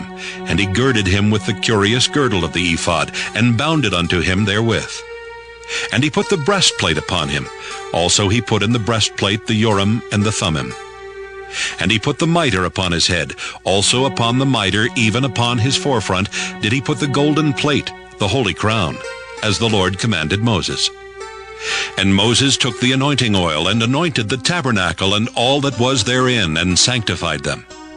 And he sprinkled thereof upon the altar 7 times, and anointed the altar and all his vessels, both the laver and his foot, to sanctify them. And he poured of the anointing oil upon Aaron's head, and anointed him to sanctify him. And Moses brought Aaron's sons, and put coats upon them, and girded them with girdles, and put bonnets upon them, as the Lord commanded Moses. And he brought the bullock for the sin offering, and Aaron and his sons laid their hands upon the head of the bullock for the sin offering. And he slew it, and Moses took the blood, and put it upon the horns of the altar round about with his finger, and purified the altar, and poured the blood at the bottom of the altar, and sanctified it, to make reconciliation upon it. And he took all the fat that was upon the inwards, and the caul above the liver, and the 2 kidneys and their fat, and Moses burned it upon the altar. But the bullock and his hide, his flesh and his dung, he burnt with fire without the camp, as the Lord commanded Moses. And he brought the ram for the burnt offering, and Aaron and his sons laid their hands upon the head of the ram, and he killed it, and Moses sprinkled the blood upon the altar round about. And he cut the ram into pieces, and Moses burnt the head and the pieces and the fat. And he washed the inwards and the legs in water, and Moses burnt the whole ram upon the altar. It was a burnt sacrifice for a sweet savor, and an offering made by fire unto the Lord, as the Lord commanded Moses. And he brought the other ram, the ram of consecration, and Aaron and his sons laid their hands upon the head of the ram, and he slew it. And Moses took of the blood of it, and put it upon the tip of Aaron's right ear, and upon the thumb of his right hand, and upon the great toe of his right foot. And he brought Aaron's sons, and Moses put of the blood upon the tip of their right ear, and upon the thumbs of their right hands, and upon the great toes of their right feet. And Moses sprinkled the blood upon the altar round about. And he took the fat and the rump, and all the fat that was upon the inwards, and the caul above the liver, and the 2 kidneys and their fat, and the right shoulder. And out of the basket of unleavened bread that was before the Lord, he took 1 unleavened cake, and a cake of oiled bread, and 1 wafer, and put them on the fat, and upon the right shoulder. And he put all upon Aaron's hands, and upon his sons' hands, and waved them for a wave offering before the Lord. And Moses took them from off their hands, and burnt them on the altar upon the burnt offering. They were consecrations for a sweet savor. It is an offering made by fire unto the Lord. And Moses took the breast and waved it for a wave offering before the Lord. For of the ram of consecration it was Moses' part, as the Lord commanded Moses. And Moses took of the anointing oil and of the blood which was upon the altar, and sprinkled it upon Aaron, and upon his garments, and upon his sons, and upon his sons' garments with him, and sanctified Aaron and his garments, and his sons garments with him. And Moses said unto Aaron and to his sons, Boil the flesh at the door of the tabernacle of the congregation, and there eat it with the bread that is in the basket of consecrations, as I commanded, saying, Aaron and his sons shall eat it. And that which remaineth of the flesh and of the bread shall ye burn with fire. And ye shall not go out of the door of the tabernacle of the congregation in 7 days, until the days of your consecration be at an end. For 7 days shall he consecrate you. As he hath done this day, so the Lord hath commanded to do, to make an atonement for you. Therefore shall ye abide at the door of the tabernacle of the congregation day and night 7 days, and keep the charge of the Lord, that ye die not, for so I am commanded. So Aaron and his sons did all things which the Lord commanded by the hand of Moses. Leviticus chapter 9. And it came to pass on the 8th day that Moses called Aaron and his sons and the elders of Israel. And he said unto Aaron, Take thee a young calf for a sin offering, and a ram for a burnt offering, without blemish, and offer them before the Lord. And unto the children of Israel thou shalt speak, saying, Take ye a kid of the goats for a sin offering, and a calf and a lamb, both of the first year, without blemish, for a burnt offering. Also a bullock and a ram for peace offerings, to sacrifice before the Lord, and a meat offering mingled with oil. For today the Lord will appear unto you. And they brought that which Moses commanded before the tabernacle of the congregation. And all the congregation drew near and stood before the Lord. And Moses said, This is the thing which the Lord commanded that ye should do, and the glory of the Lord shall appear unto you. And Moses said unto Aaron, Go unto the altar, and offer thy sin offering and thy burnt offering, and make an atonement for thyself and for the people, and offer the offering of the people, and make an atonement for them, as the Lord commanded. Aaron therefore went unto the altar, and slew the calf of the sin offering which was for himself. And the sons of Aaron brought the blood unto him, and he dipped his finger in the blood, and put it upon the horns of the altar, and poured out the blood at the bottom of the altar. But the fat and the kidneys and the caul above the liver of the sin offering he burnt upon the altar, as the Lord commanded Moses. And the flesh and the hide he burnt with fire without the camp. And he slew the burnt offering, and Aaron's sons presented unto him the blood which he sprinkled round about upon the altar. And they presented the burnt offering unto him with the pieces thereof and the head, and he burnt them upon the altar. And he did wash the inwards and the legs, and burnt them upon the burnt offering on the altar. And he brought the people's offering, and took the goat which was the sin offering for the people, and slew it, and offered it for sin as the first. And he brought the burnt offering, and offered it according to the manner. And he brought the meat offering, and took an handful thereof, and burnt it upon the altar, beside the burnt sacrifice of the morning. He slew also the bullock and the ram for a sacrifice of peace offerings, which was for the people. And Aaron's sons presented unto him the blood which he sprinkled upon the altar round about, and the fat of the bullock and of the ram, the rump, and that which covereth the inwards and the kidneys, and the caul above the liver. And they put the fat upon the breasts, and he burnt the fat upon the altar. And the breasts and the right shoulder Aaron waved for a wave offering before the Lord, as Moses commanded. And Aaron lifted up his hand toward the people, and blessed them, and came down from offering of the sin offering, and the burnt offering, and peace offerings. And Moses and Aaron went into the tabernacle of the congregation, and came out and blessed the people, and the glory of the Lord appeared unto all the people. And there came a fire out from before the Lord, and consumed upon the altar the burnt offering and the fat, which when all the people saw, they shouted, and fell on their faces. Leviticus chapter 10. And Nadab and Abihu, the sons of Aaron, took either of them his censer, and put fire therein, and put incense thereon, and offered strange fire before the Lord, which he commanded them not. And there went out fire from the Lord, and devoured them, and they died before the Lord. Then Moses said unto Aaron, This is it that the Lord spake, saying, I will be sanctified in them that come nigh me, and before all the people I will be glorified. And Aaron held his peace. And Moses called Mishael and Elzaphan, the sons of Uzziel, the uncle of Aaron, and said unto them, Come near, carry your brethren from before the sanctuary out of the camp.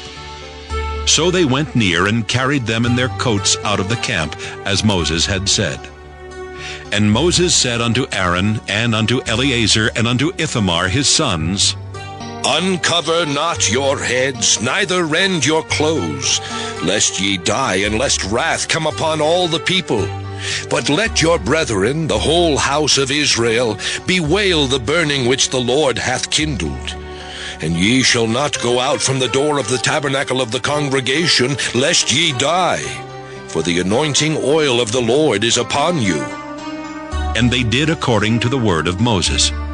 And the Lord spake unto Aaron, saying, Do not drink wine nor strong drink, thou nor thy sons with thee, when ye go into the tabernacle of the congregation, lest ye die. It shall be a statute forever throughout your generations, and that ye may put difference between holy and unholy, and between unclean and clean, and that ye may teach the children of Israel all the statutes which the Lord has spoken unto them by the hand of Moses.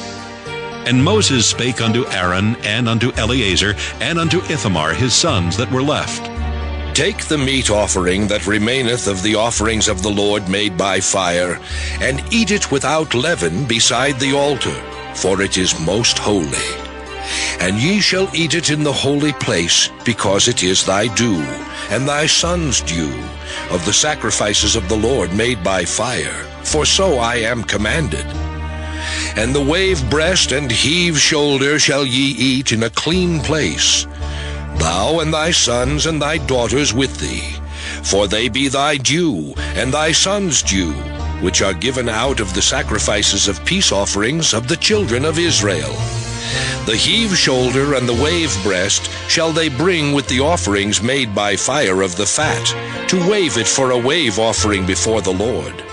And it shall be thine and thy sons with thee, by a statute forever, as the Lord hath commanded. And Moses diligently sought the goat of the sin offering, and behold, it was burnt. And he was angry with Eleazar and Ithamar, the sons of Aaron, which were left alive, saying, Wherefore have ye not eaten the sin offering in the holy place, seeing it is most holy? And God hath given it you to bear the iniquity of the congregation, to make atonement for them before the Lord. Behold, the blood of it was not brought in within the holy place. Ye should indeed have eaten it in the holy place, as I commanded. And Aaron said unto Moses, Behold, this day have they offered their sin offering and their burnt offering before the Lord, and such things have befallen me. And if I had eaten the sin offering today, should it have been accepted in the sight of the Lord? And when Moses heard that, he was content. Leviticus chapter 11. And the Lord spake unto Moses and to Aaron, saying unto them, Speak unto the children of Israel, saying, These are the beasts which ye shall eat among all the beasts that are on the earth. Whatsoever parteth the hoof, and is cloven-footed, and cheweth the cud among the beasts, that shall ye eat. Nevertheless, these shall ye not eat of them that chew the cud, or of them that divide the hoof, as the camel, because he cheweth the cud, but divideth not the hoof. He is unclean unto you. And the coney, because he cheweth the cud, but divideth not the hoof. He is unclean unto you. And the hare, because he cheweth the cud, but divideth not the hoof. He is unclean unto you. and the swine, though he divide the hoof, and be cloven-footed, yet he cheweth not the cud. He is unclean to you. Of their flesh shall ye not eat, and their carcass shall ye not touch. They are unclean to you. These shall ye eat of all that are in the waters. Whatsoever hath fins and scales in the waters, in the seas and in the rivers, them shall ye eat. And all that have not fins and scales in the seas and in the rivers, of all that move in the waters, and of any living thing which is in the waters, they shall be an abomination unto you. They shall be even an abomination unto you. Ye shall not eat of their flesh, but ye shall have their carcasses in abomination. Whatsoever hath no fins nor scales in the waters, that shall be an abomination unto you. And these are they which ye shall have in abomination among the fowls. They shall not be eaten. They are an abomination: the eagle, and the ossifrage, and the osprey, and the vulture, and the kite after his kind, every raven after his kind, and the owl, and the nighthawk, and the cuckoo, and the hawk after his kind, and the little owl, and the cormorant, and the great owl, and the swan, and the pelican, and the gyre eagle, and the stork, the heron after her kind, and the lapwing, and the bat. All fowls that creep, going upon all four, shall be an abomination unto you. Yet these may ye eat of every flying, creeping thing that goeth upon all four, which have legs above their feet to leap withal upon the earth. Even these of them ye may eat: the locust after his kind, and the bald locust after his kind, and the beetle after his kind, and the grasshopper after his kind. But all other flying, creeping things which have 4 feet shall be an abomination unto you. And for these ye shall be unclean. Whosoever toucheth the carcass of them shall be unclean until the even. And whosoever beareth aught of the carcass of them shall wash his clothes, and be unclean until the even. The carcasses of every beast which divideth the hoof, and is not cloven-footed, nor cheweth the cud, are unclean unto you. Every one that toucheth them shall be unclean. And whatsoever goeth upon his paws among all manner of beasts that go on all 4, those are unclean unto you. Whoso toucheth their carcass shall be unclean until the even. And he that beareth the carcass of them shall wash his clothes, and be unclean until the even. They are unclean unto you. These also shall be unclean unto you among the creeping things that creep upon the earth: the weasel, and the mouse, and the tortoise after his kind, and the ferret, and the chameleon, and the lizard, and the snail, and the mole. These are unclean to you among all that creep. Whosoever doth touch them when they be dead shall be unclean until the even. And upon whatsoever any of them when they are dead doth fall, it shall be unclean, whether it be any vessel of wood, or raiment, or skin, or sack, whatsoever vessel it be, wherein any work is done, it must be put into water, and it shall be unclean until the even. So it shall be cleansed. And every earthen vessel whereinto any of them falleth, whatsoever is in it shall be unclean, and ye shall break it. Of all meat which may be eaten, that on which such water cometh shall be unclean. And all drink that may be drunk in every such vessel shall be unclean. And everything whereupon any part of their carcass falleth shall be unclean, whether it be oven or ranges for pots, they shall be broken down, for they are unclean, and shall be unclean unto you. Nevertheless, a fountain or pit, wherein there is plenty of water, shall be clean. but that which toucheth their carcass shall be unclean. And if any part of their carcass fall upon any sowing seed which is to be sown, it shall be clean. But if any water be put upon the seed, and any part of their carcass fall thereon, it shall be unclean unto you. And if any beast of which ye may eat die, he that toucheth the carcass thereof shall be unclean until the even. And he that eateth of the carcass of it shall wash his clothes, and be unclean until the even. He also that beareth the carcass of it shall wash his clothes, and be unclean until the even.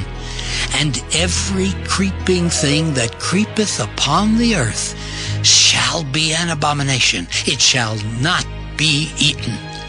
Whatsoever goeth upon the belly, and whatsoever goeth upon all four, or whatsoever hath more feet among all creeping things that creep upon the earth, them ye shall not eat, for they are an abomination. Ye shall not make yourselves abominable with any creeping thing that creepeth, neither shall ye make yourselves unclean with them, that ye should be defiled thereby. For I am the Lord your God. Ye shall therefore sanctify yourselves, and ye shall be holy, for I am holy. Neither shall ye defile yourselves with any manner of creeping thing that creepeth upon the earth. For I am the Lord that bringeth you up out of the land of Egypt to be your God. Ye shall therefore be holy, for I am holy. This is the law of the beasts and of the fowl, and of every living creature that moveth in the waters, and of every creature that creepeth upon the earth, to make a difference between the unclean and the clean, and between the beast that may be eaten and the beast that may not be eaten. Leviticus chapter 12. And the Lord spake unto Moses, saying, Speak unto the children of Israel, saying, If a woman have conceived seed and born a man-child, then she shall be unclean 7 days. According to the days of the separation for her infirmity shall she be unclean. And in the 8th day the flesh of his foreskin shall be circumcised. And she shall then continue in the blood of her purifying 33 days. She shall touch no hallowed thing, nor come into the sanctuary until the days of her purifying be fulfilled. But if she bear a maid child, then she shall be unclean 2 weeks, as in her separation, and she shall continue in the blood of her purifying 66 days. And when the days of her purifying are fulfilled, for a son or for a daughter, she shall bring a lamb of the 1st year for a burnt offering, and a young pigeon or a turtle dove for a sin offering unto the door of the tabernacle of the congregation, unto the priest, who shall offer it before the Lord, and make an atonement for her, and she shall be cleansed from the issue of her blood. This is the law for her that hath borne a male or a female. And if she be not able to bring a lamb, then she shall bring 2 turtles, or 2 young pigeons, the one for the burnt offering, and the other for a sin offering. And the priest shall make an atonement for her, and she shall be clean. Leviticus chapter 13. And the Lord spake unto Moses and Aaron, saying, When a man shall have in the skin of his flesh a rising, a scab or bright spot, and it be in the skin of his flesh like the plague of leprosy, then he shall be brought unto Aaron the priest, or unto one of his sons, the priests. And the priest shall look on the plague in the skin of the flesh, and when the hair in the plague is turned white, and the plague in sight be deeper than the skin of his flesh, it is a plague of leprosy, and the priest shall look on him and pronounce him unclean. If the bright spot be white in the skin of his flesh, and in sight be not deeper than the skin, and the hair thereof be not turned white, then the priest shall shut up him that hath the plague 7 days. And the priest shall look on him the 7th day, and behold, if the plague in his sight be at a stay, and the plague spread not in the skin, then the priest shall shut him up 7 days more. And the priest shall look on him again the 7th day, and behold, if the plague be somewhat dark, and the plague spread not in the skin, the priest shall pronounce him clean. It is but a scab, and he shall wash his clothes and be clean. But if the scab spread much abroad in the skin, after that he hath been seen of the priest for his cleansing, he shall be seen of the priest again. And if the priest see that, behold, the scab spreadeth in the skin, then the priest shall pronounce him unclean. It is a leprosy. When the plague of leprosy is in a man, then he shall be brought unto the priest. And the priest shall see him, and behold, if the rising be white in the skin, and it have turned the hair white, and there be quick raw flesh in the rising, it is an old leprosy in the skin of his flesh, and the priest shall pronounce him unclean, and shall not shut him up, for he is unclean. And if a leprosy break out abroad in the skin, and the leprosy cover all the skin of him that hath the plague, from his head even to his foot, wheresoever the priest looketh, then the priest shall consider.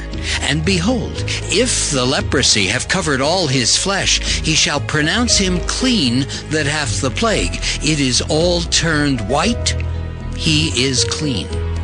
But when raw flesh appeareth in him, he shall be unclean. And the priest shall see the raw flesh, and pronounce him to be unclean. For the raw flesh is unclean, it is a leprosy.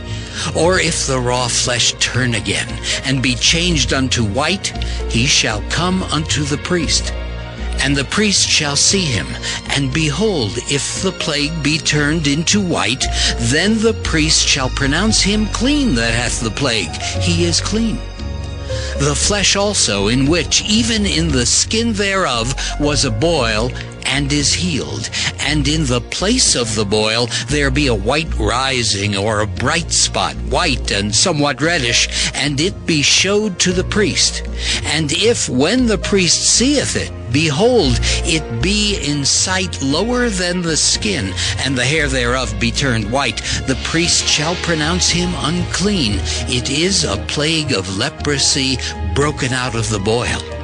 But if the priest look on it, and behold, there be no white hairs therein, and if it be not lower than the skin, but be somewhat dark, then the priest shall shut him up 7 days. And if it spread much abroad in the skin, then the priest shall pronounce him unclean.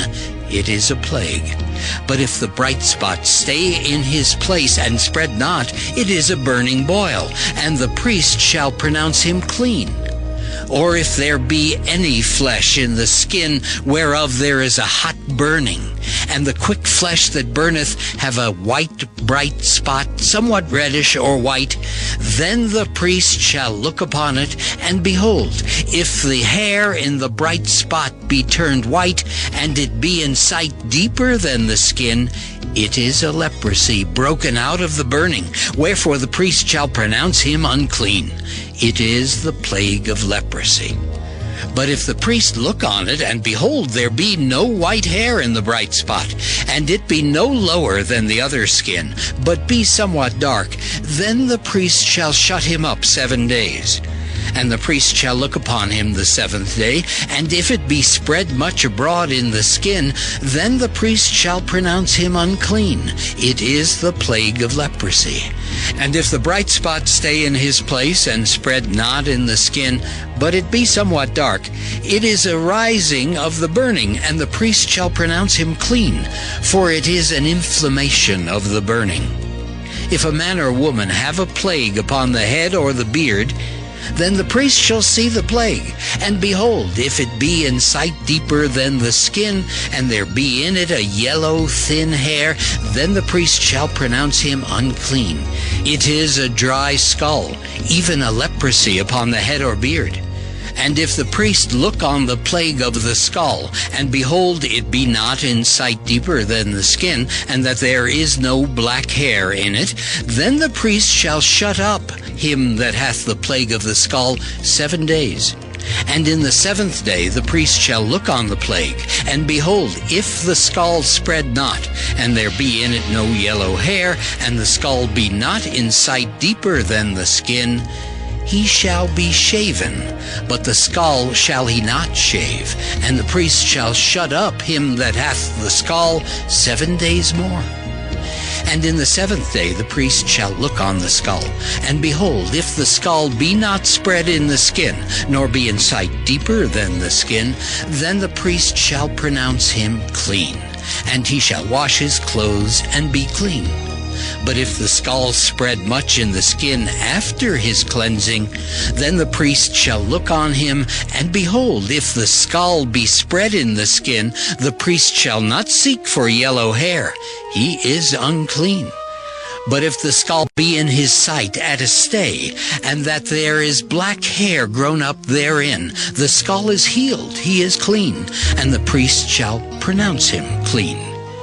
If a man also or a woman have in the skin of their flesh bright spots, even white bright spots, then the priest shall look, and behold, if the bright spots in the skin of their flesh be darkish white, it is a freckled spot that groweth in the skin, he is clean. And the man whose hair is fallen off his head, he is bald, yet is he clean. And he that hath his hair fallen off from the part of his head toward his face, he is forehead bald, yet is he clean. And if there be in the bald head or bald forehead a white reddish sore, it is a leprosy sprung up in his bald head or his bald forehead. Then the priest shall look upon it, and behold, if the rising of the sore be white reddish in his bald head or in his bald forehead, as the leprosy appeareth in the skin of the flesh, he is a leprous man. He is unclean. The priest shall pronounce him utterly unclean. His plague is in his head. And the leper in whom the plague is, his clothes shall be rent, and his head bare, and he shall put a covering upon his upper lip, and shall cry, Unclean, unclean. All the days wherein the plague shall be in him, he shall be defiled. He is unclean. He shall dwell alone. Without the camp shall his habitation be. The garment also that the plague of leprosy is in, whether it be a woolen garment or a linen garment, whether it be in the warp or woof of linen or of woolen, whether in a skin or in anything made of skin. And if the plague be greenish or reddish in the garment or in the skin, either in the warp or in the woof, or in anything of skin, it is a plague of leprosy, and shall be showed unto the priest. And the priest shall look upon the plague, and shut up it that hath the plague 7 days. And he shall look on the plague on the 7th day. If the plague be spread in the garment, either in the warp or in the woof, or in a skin, or in any work that is made of skin, the plague is a fretting leprosy. It is unclean. He shall therefore burn that garment, whether warp or woof, in woolen or in linen, or anything of skin, wherein the plague is, for it is a fretting leprosy. It shall be burnt in the fire. And if the priest shall look, and behold, the plague be not spread in the garment, either in the warp or in the woof, or in anything of skin, then the priest shall command that they wash the thing wherein the plague is, and he shall shut it up 7 days more.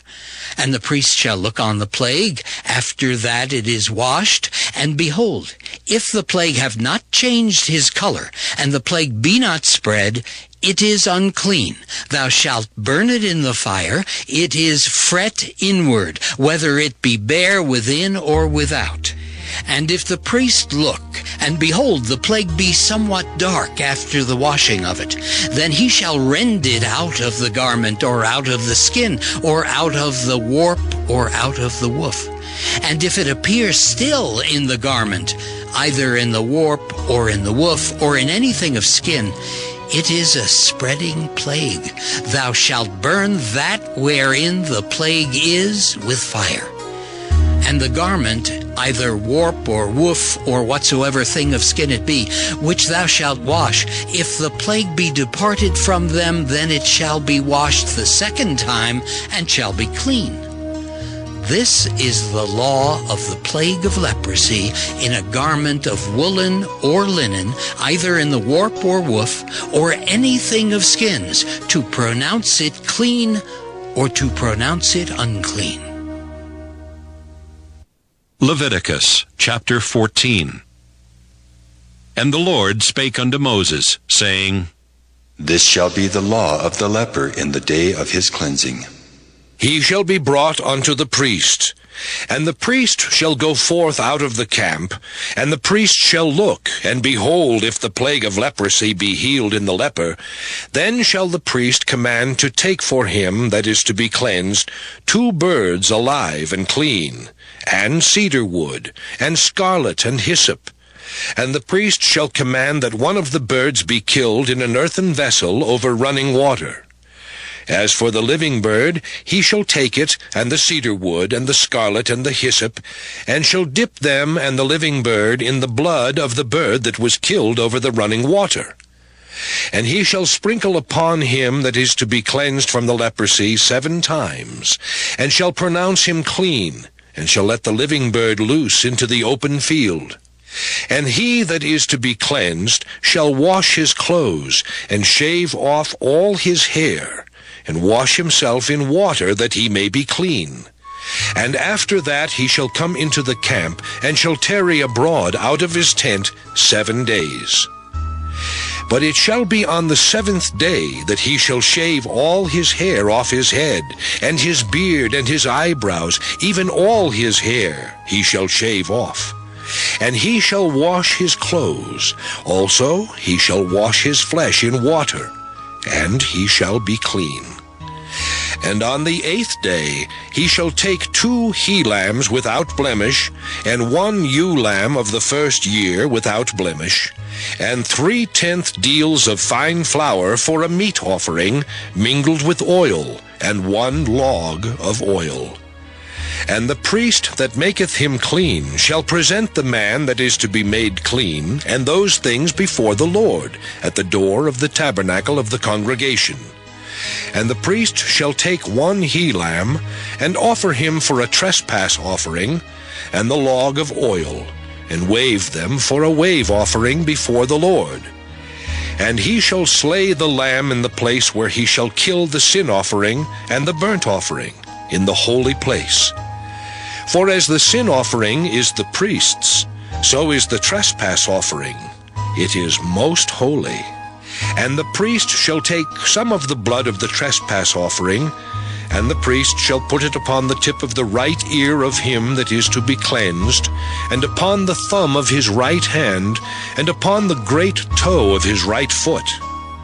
And the priest shall take some of the log of oil, and pour it into the palm of his own left hand. And the priest shall dip his right finger in the oil that is in his left hand, and shall sprinkle of the oil with his finger 7 times before the Lord.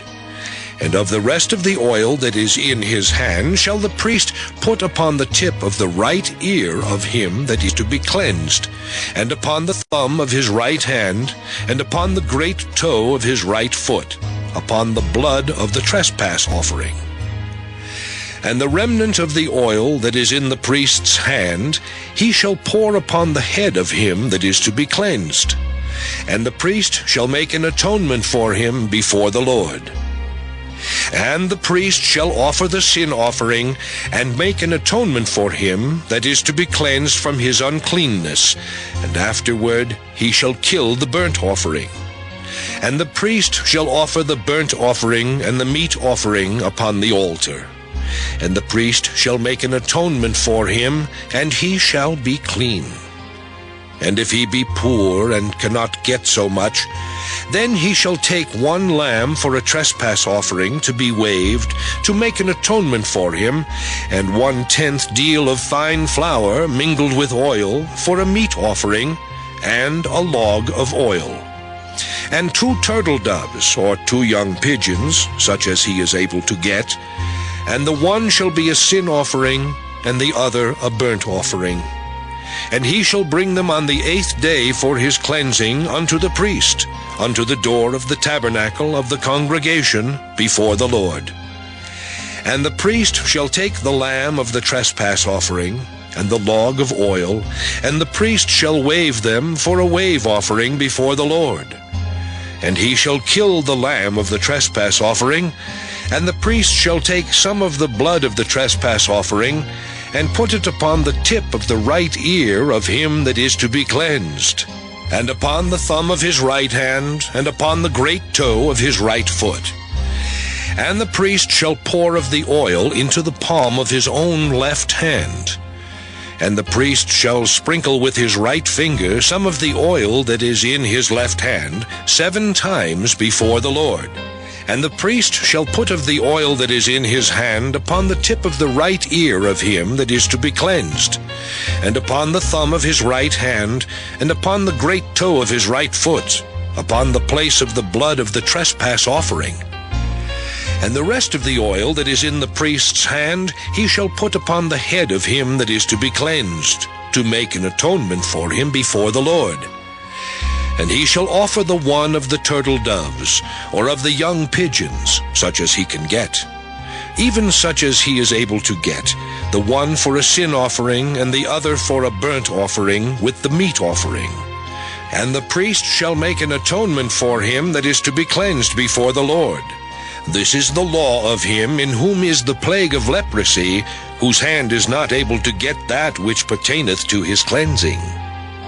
And the Lord spake unto Moses and unto Aaron, saying, When ye be come into the land of Canaan, which I give to you for a possession, and I put the plague of leprosy in a house of the land of your possession, and he that owneth the house shall come and tell the priest, saying, It seemeth to me there is, as it were, a plague in the house. Then the priest shall command that they empty the house before the priest go into it to see the plague, that all that is in the house be not made unclean. And afterward the priest shall go in to see the house. And he shall look on the plague, and behold, if the plague be in the walls of the house, with hollow strakes, greenish or reddish, which in sight are lower than the wall, then the priest shall go out of the house to the door of the house, and shut up the house 7 days. And the priest shall come again the 7th day, and shall look. And behold, if the plague be spread in the walls of the house, then the priest shall command that they take away the stones in which the plague is, and they shall cast them into an unclean place without the city. And he shall cause the house to be scraped within round about, and they shall pour out the dust that they scrape off without the city into an unclean place. And they shall take other stones, and put them in the place of those stones. And he shall take other mortar, and shall plaster the house. And if the plague come again, and break out in the house, after that he hath taken away the stones, and after he hath scraped the house, and after it is plastered, then the priest shall come and look. And behold, if the plague be spread in the house, it is a fretting leprosy in the house, it is unclean. And he shall break down the house, the stones of it, and the timber thereof, and all the mortar of the house, and he shall carry them forth out of the city into an unclean place. Moreover, he that goeth into the house all the while that it is shut up shall be unclean until the even. And he that lieth in the house shall wash his clothes, and he that eateth in the house shall wash his clothes. And if the priest shall come in and look upon it, and behold, the plague hath not spread in the house after the house was plastered, then the priest shall pronounce the house clean, because the plague is healed. And he shall take to cleanse the house 2 birds, and cedar wood, and scarlet, and hyssop. And he shall kill the one of the birds in an earthen vessel over running water. And he shall take the cedar wood, and the hyssop, and the scarlet, and the living bird, and dip them in the blood of the slain bird, and in the running water, and sprinkle the house 7 times. And he shall cleanse the house with the blood of the bird, and with the running water, and with the living bird, and with the cedar wood, and with the hyssop, and with the scarlet. But he shall let go the living bird out of the city into the open fields, and make an atonement for the house, and it shall be clean. This is the law for all manner of plague of leprosy and skull, and for the leprosy of a garment and of a house, and for a rising, and for a scab, and for a bright spot, to teach when it is unclean and when it is clean. This is the law of leprosy. Leviticus chapter 15. And the Lord spake unto Moses and to Aaron, saying, Speak unto the children of Israel, and say unto them, When any man hath a running issue out of his flesh, because of his issue he is unclean. And this shall be his uncleanness in his issue, whether his flesh run with his issue, or his flesh be stopped from his issue, it is his uncleanness. Every bed whereon he lieth that hath the issue is unclean, and everything whereon he sitteth shall be unclean. And whosoever toucheth his bed shall wash his clothes, and bathe himself in water, and be unclean until the even. And he that sitteth on anything whereon he sat that hath the issue shall wash his clothes, and bathe himself in water, and be unclean until the even. And he that toucheth the flesh of him that hath the issue shall wash his clothes, and bathe himself in water, and be unclean until the even. And if he that hath the issue spit upon him that is clean, then he shall wash his clothes, and bathe himself in water, and be unclean until the even. And what saddle soever he rideth upon that hath the issue shall be unclean. And whosoever toucheth anything that was under him shall be unclean until the even. And he that beareth any of those things shall wash his clothes, and bathe himself in water, and be unclean until the even. And whomsoever he toucheth that hath the issue, and hath not rinsed his hands in water, he shall wash his clothes, and bathe himself in water, and be unclean until the even. And the vessel of earth that he toucheth, which hath the issue, shall be broken, and every vessel of wood shall be rinsed in water. And when he that hath an issue is cleansed of his issue, then he shall number to himself 7 days for his cleansing, and wash his clothes, and bathe his flesh in running water, and shall be clean. And on the 8th day he shall take to him 2 turtle doves, or 2 young pigeons, and come before the Lord unto the door of the tabernacle of the congregation, and give them unto the priest. And the priest shall offer them, the one for a sin offering, and the other for a burnt offering. And the priest shall make an atonement for him before the Lord for his issue. And if any man's seed of copulation go out from him, then he shall wash all his flesh in water, and be unclean until the even. And every garment and every skin whereon is the seed of copulation shall be washed with water, and be unclean until the even. The woman also with whom man shall lie with seed of copulation, they shall both bathe themselves in water, and be unclean until the even. And if a woman have an issue, and her issue in her flesh be blood, she shall be put apart 7 days, and whosoever toucheth her shall be unclean until the even. And everything that she lieth upon in her separation shall be unclean. Everything also that she sitteth upon shall be unclean. And whosoever toucheth her bed shall wash his clothes and bathe himself in water and be unclean until the even. And whosoever toucheth anything that she sat upon shall wash his clothes and bathe himself in water and be unclean until the even. And if it be on her bed, or on anything whereon she sitteth, when he toucheth it, he shall be unclean until the even.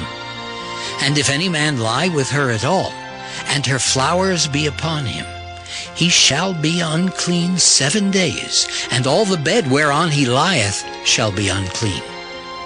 And if a woman have an issue of her blood many days out of the time of her separation, or if it run beyond the time of her separation, all the days of the issue of her uncleanness shall be as the days of her separation. She shall be unclean. Every bed whereon she lieth all the days of her issue shall be unto her as the bed of her separation. And whatsoever she sitteth upon shall be unclean, as the uncleanness of her separation. And whosoever toucheth those things shall be unclean, and shall wash his clothes, and bathe himself in water, and be unclean until the even. But if she be cleansed of her issue, then she shall number to herself 7 days, and after that she shall be clean. And on the 8th day she shall take unto her 2 turtles, or 2 young pigeons, and bring them unto the priest, to the door of the tabernacle of the congregation. And the priest shall offer the one for a sin offering, and the other for a burnt offering. And the priest shall make an atonement for her before the Lord for the issue of her uncleanness. Thus shall ye separate the children of Israel from their uncleanness, that they die not in their uncleanness when they defile my tabernacle that is among them. This is the law of him that hath an issue, and of him whose seed goeth from him, and is defiled therewith, and of her that is sick of her flowers, and of him that hath an issue, of the man and of the woman, and of him that lieth with her that is unclean. Leviticus chapter 16. And the Lord spake unto Moses after the death of the 2 sons of Aaron, when they offered before the Lord and died. And the Lord said unto Moses, Speak unto Aaron thy brother, that he come not at all times into the holy place, within the veil before the mercy seat which is upon the ark, that he die not. For I will appear in the cloud upon the mercy seat. Thus shall Aaron come into the holy place with a young bullock for a sin offering, and a ram for a burnt offering.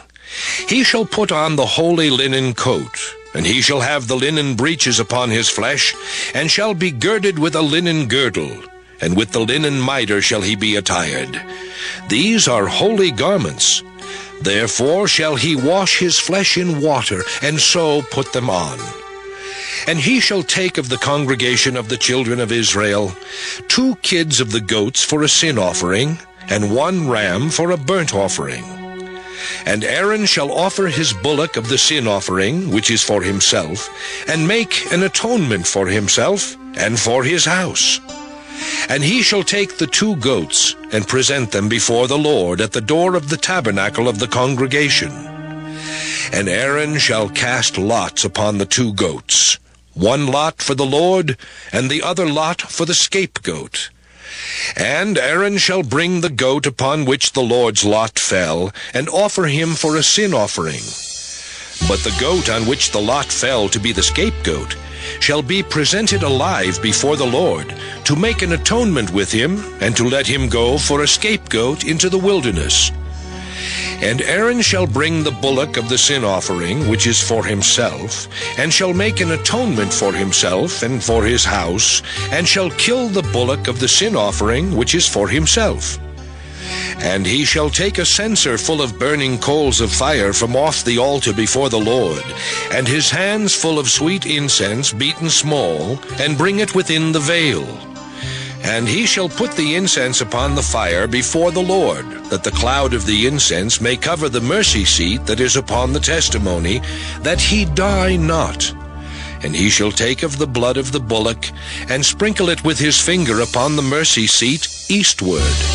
And before the mercy seat shall he sprinkle of the blood with his finger 7 times.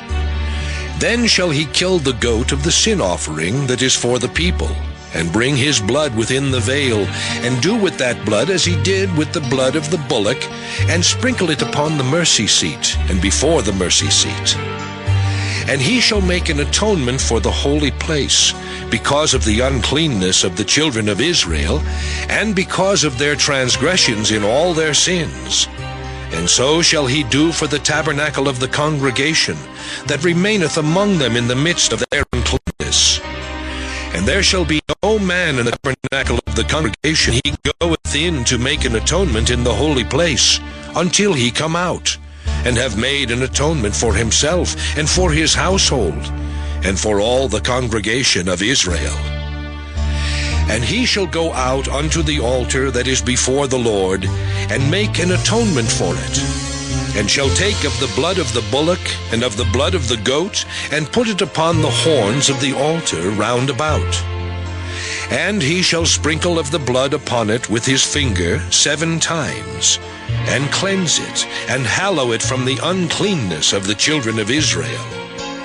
And when he hath made an end of reconciling the holy place, and the tabernacle of the congregation, and the altar, he shall bring the live goat.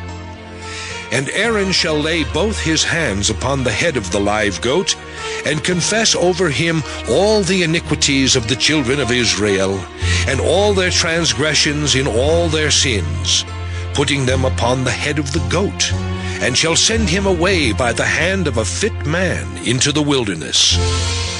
And the goat shall bear upon him all their iniquities unto a land not inhabited, and he shall let go the goat in the wilderness.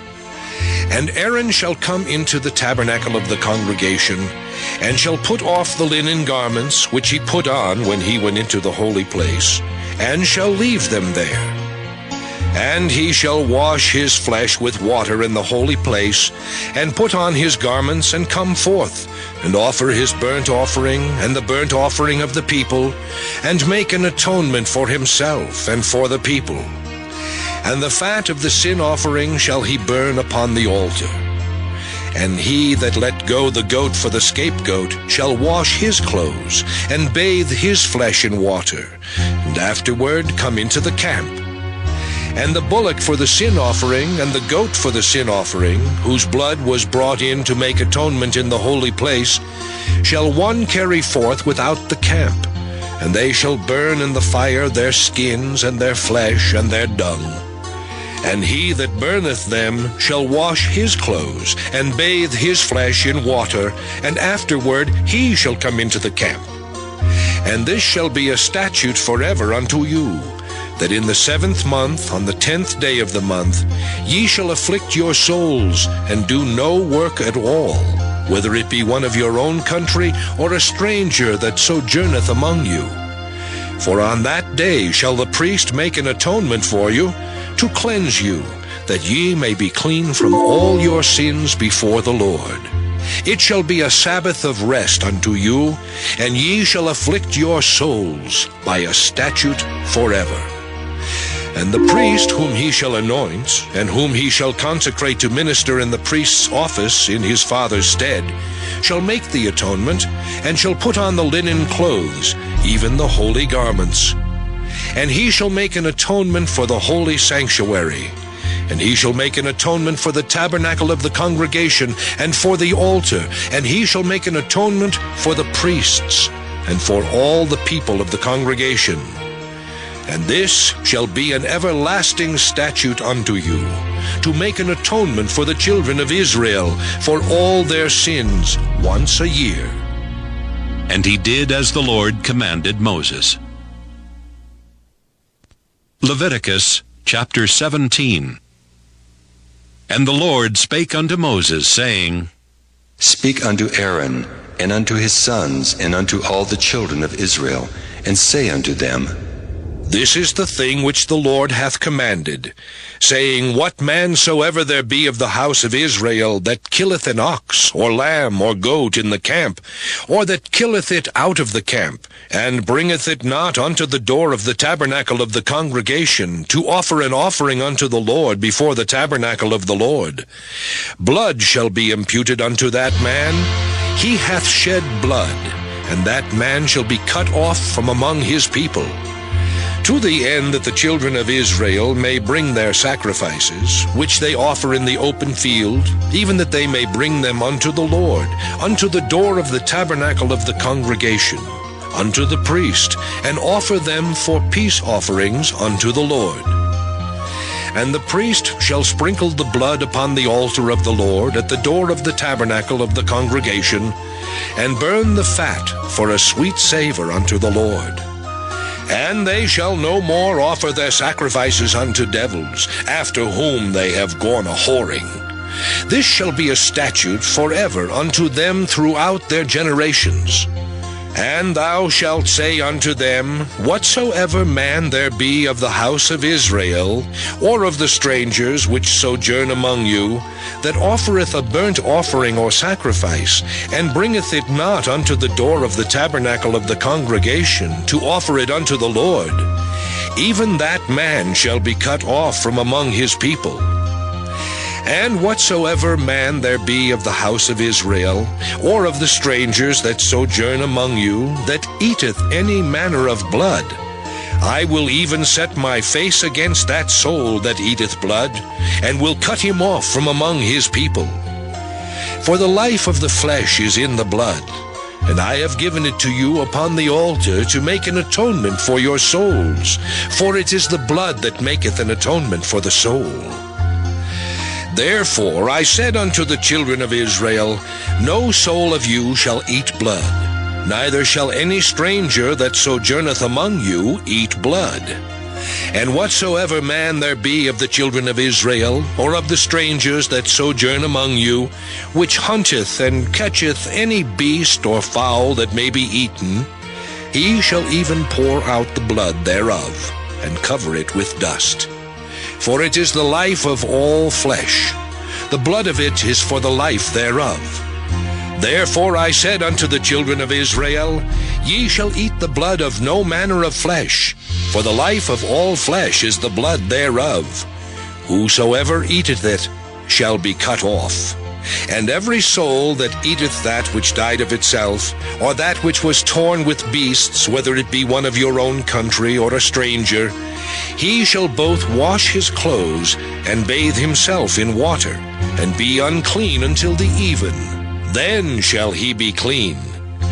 But if he wash them not, nor bathe his flesh, then he shall bear his iniquity. Leviticus chapter 18.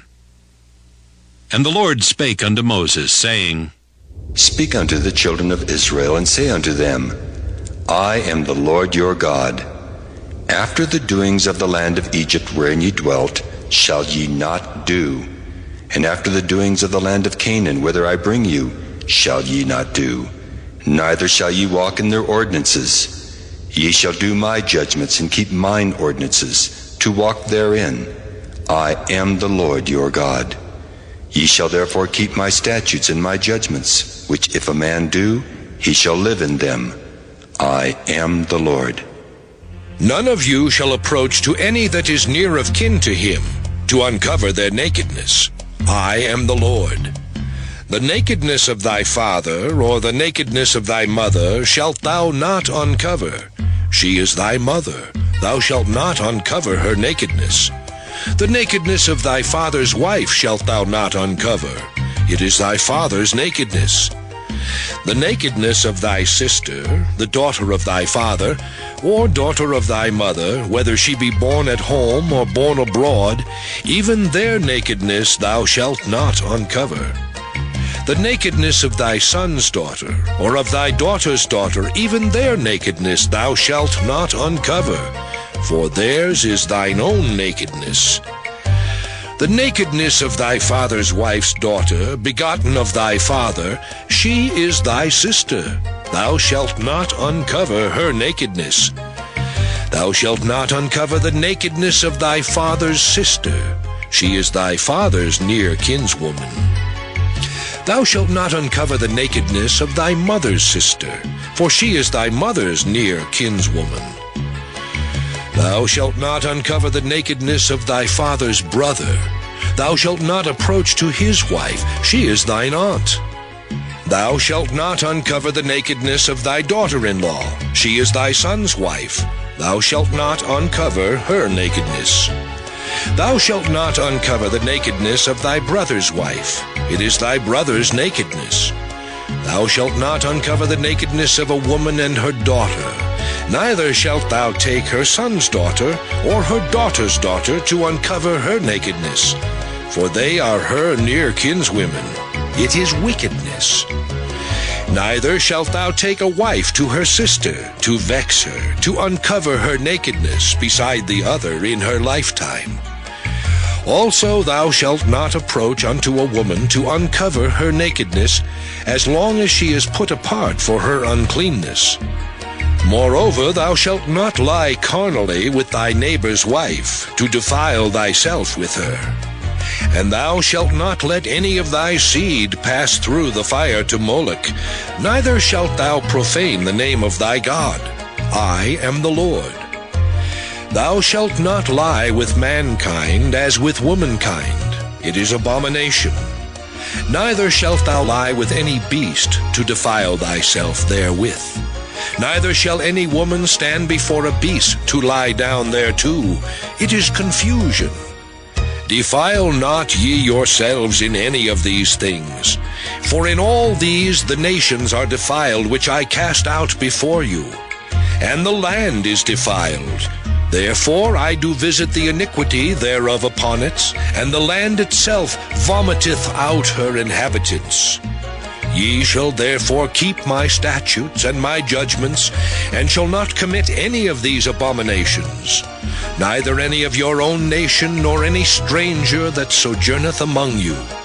For all these abominations have the men of the land done which were before you, and the land is defiled. That the land spew not you out also when ye defile it, as it spewed out the nations that were before you. For whosoever shall commit any of these abominations, even the soul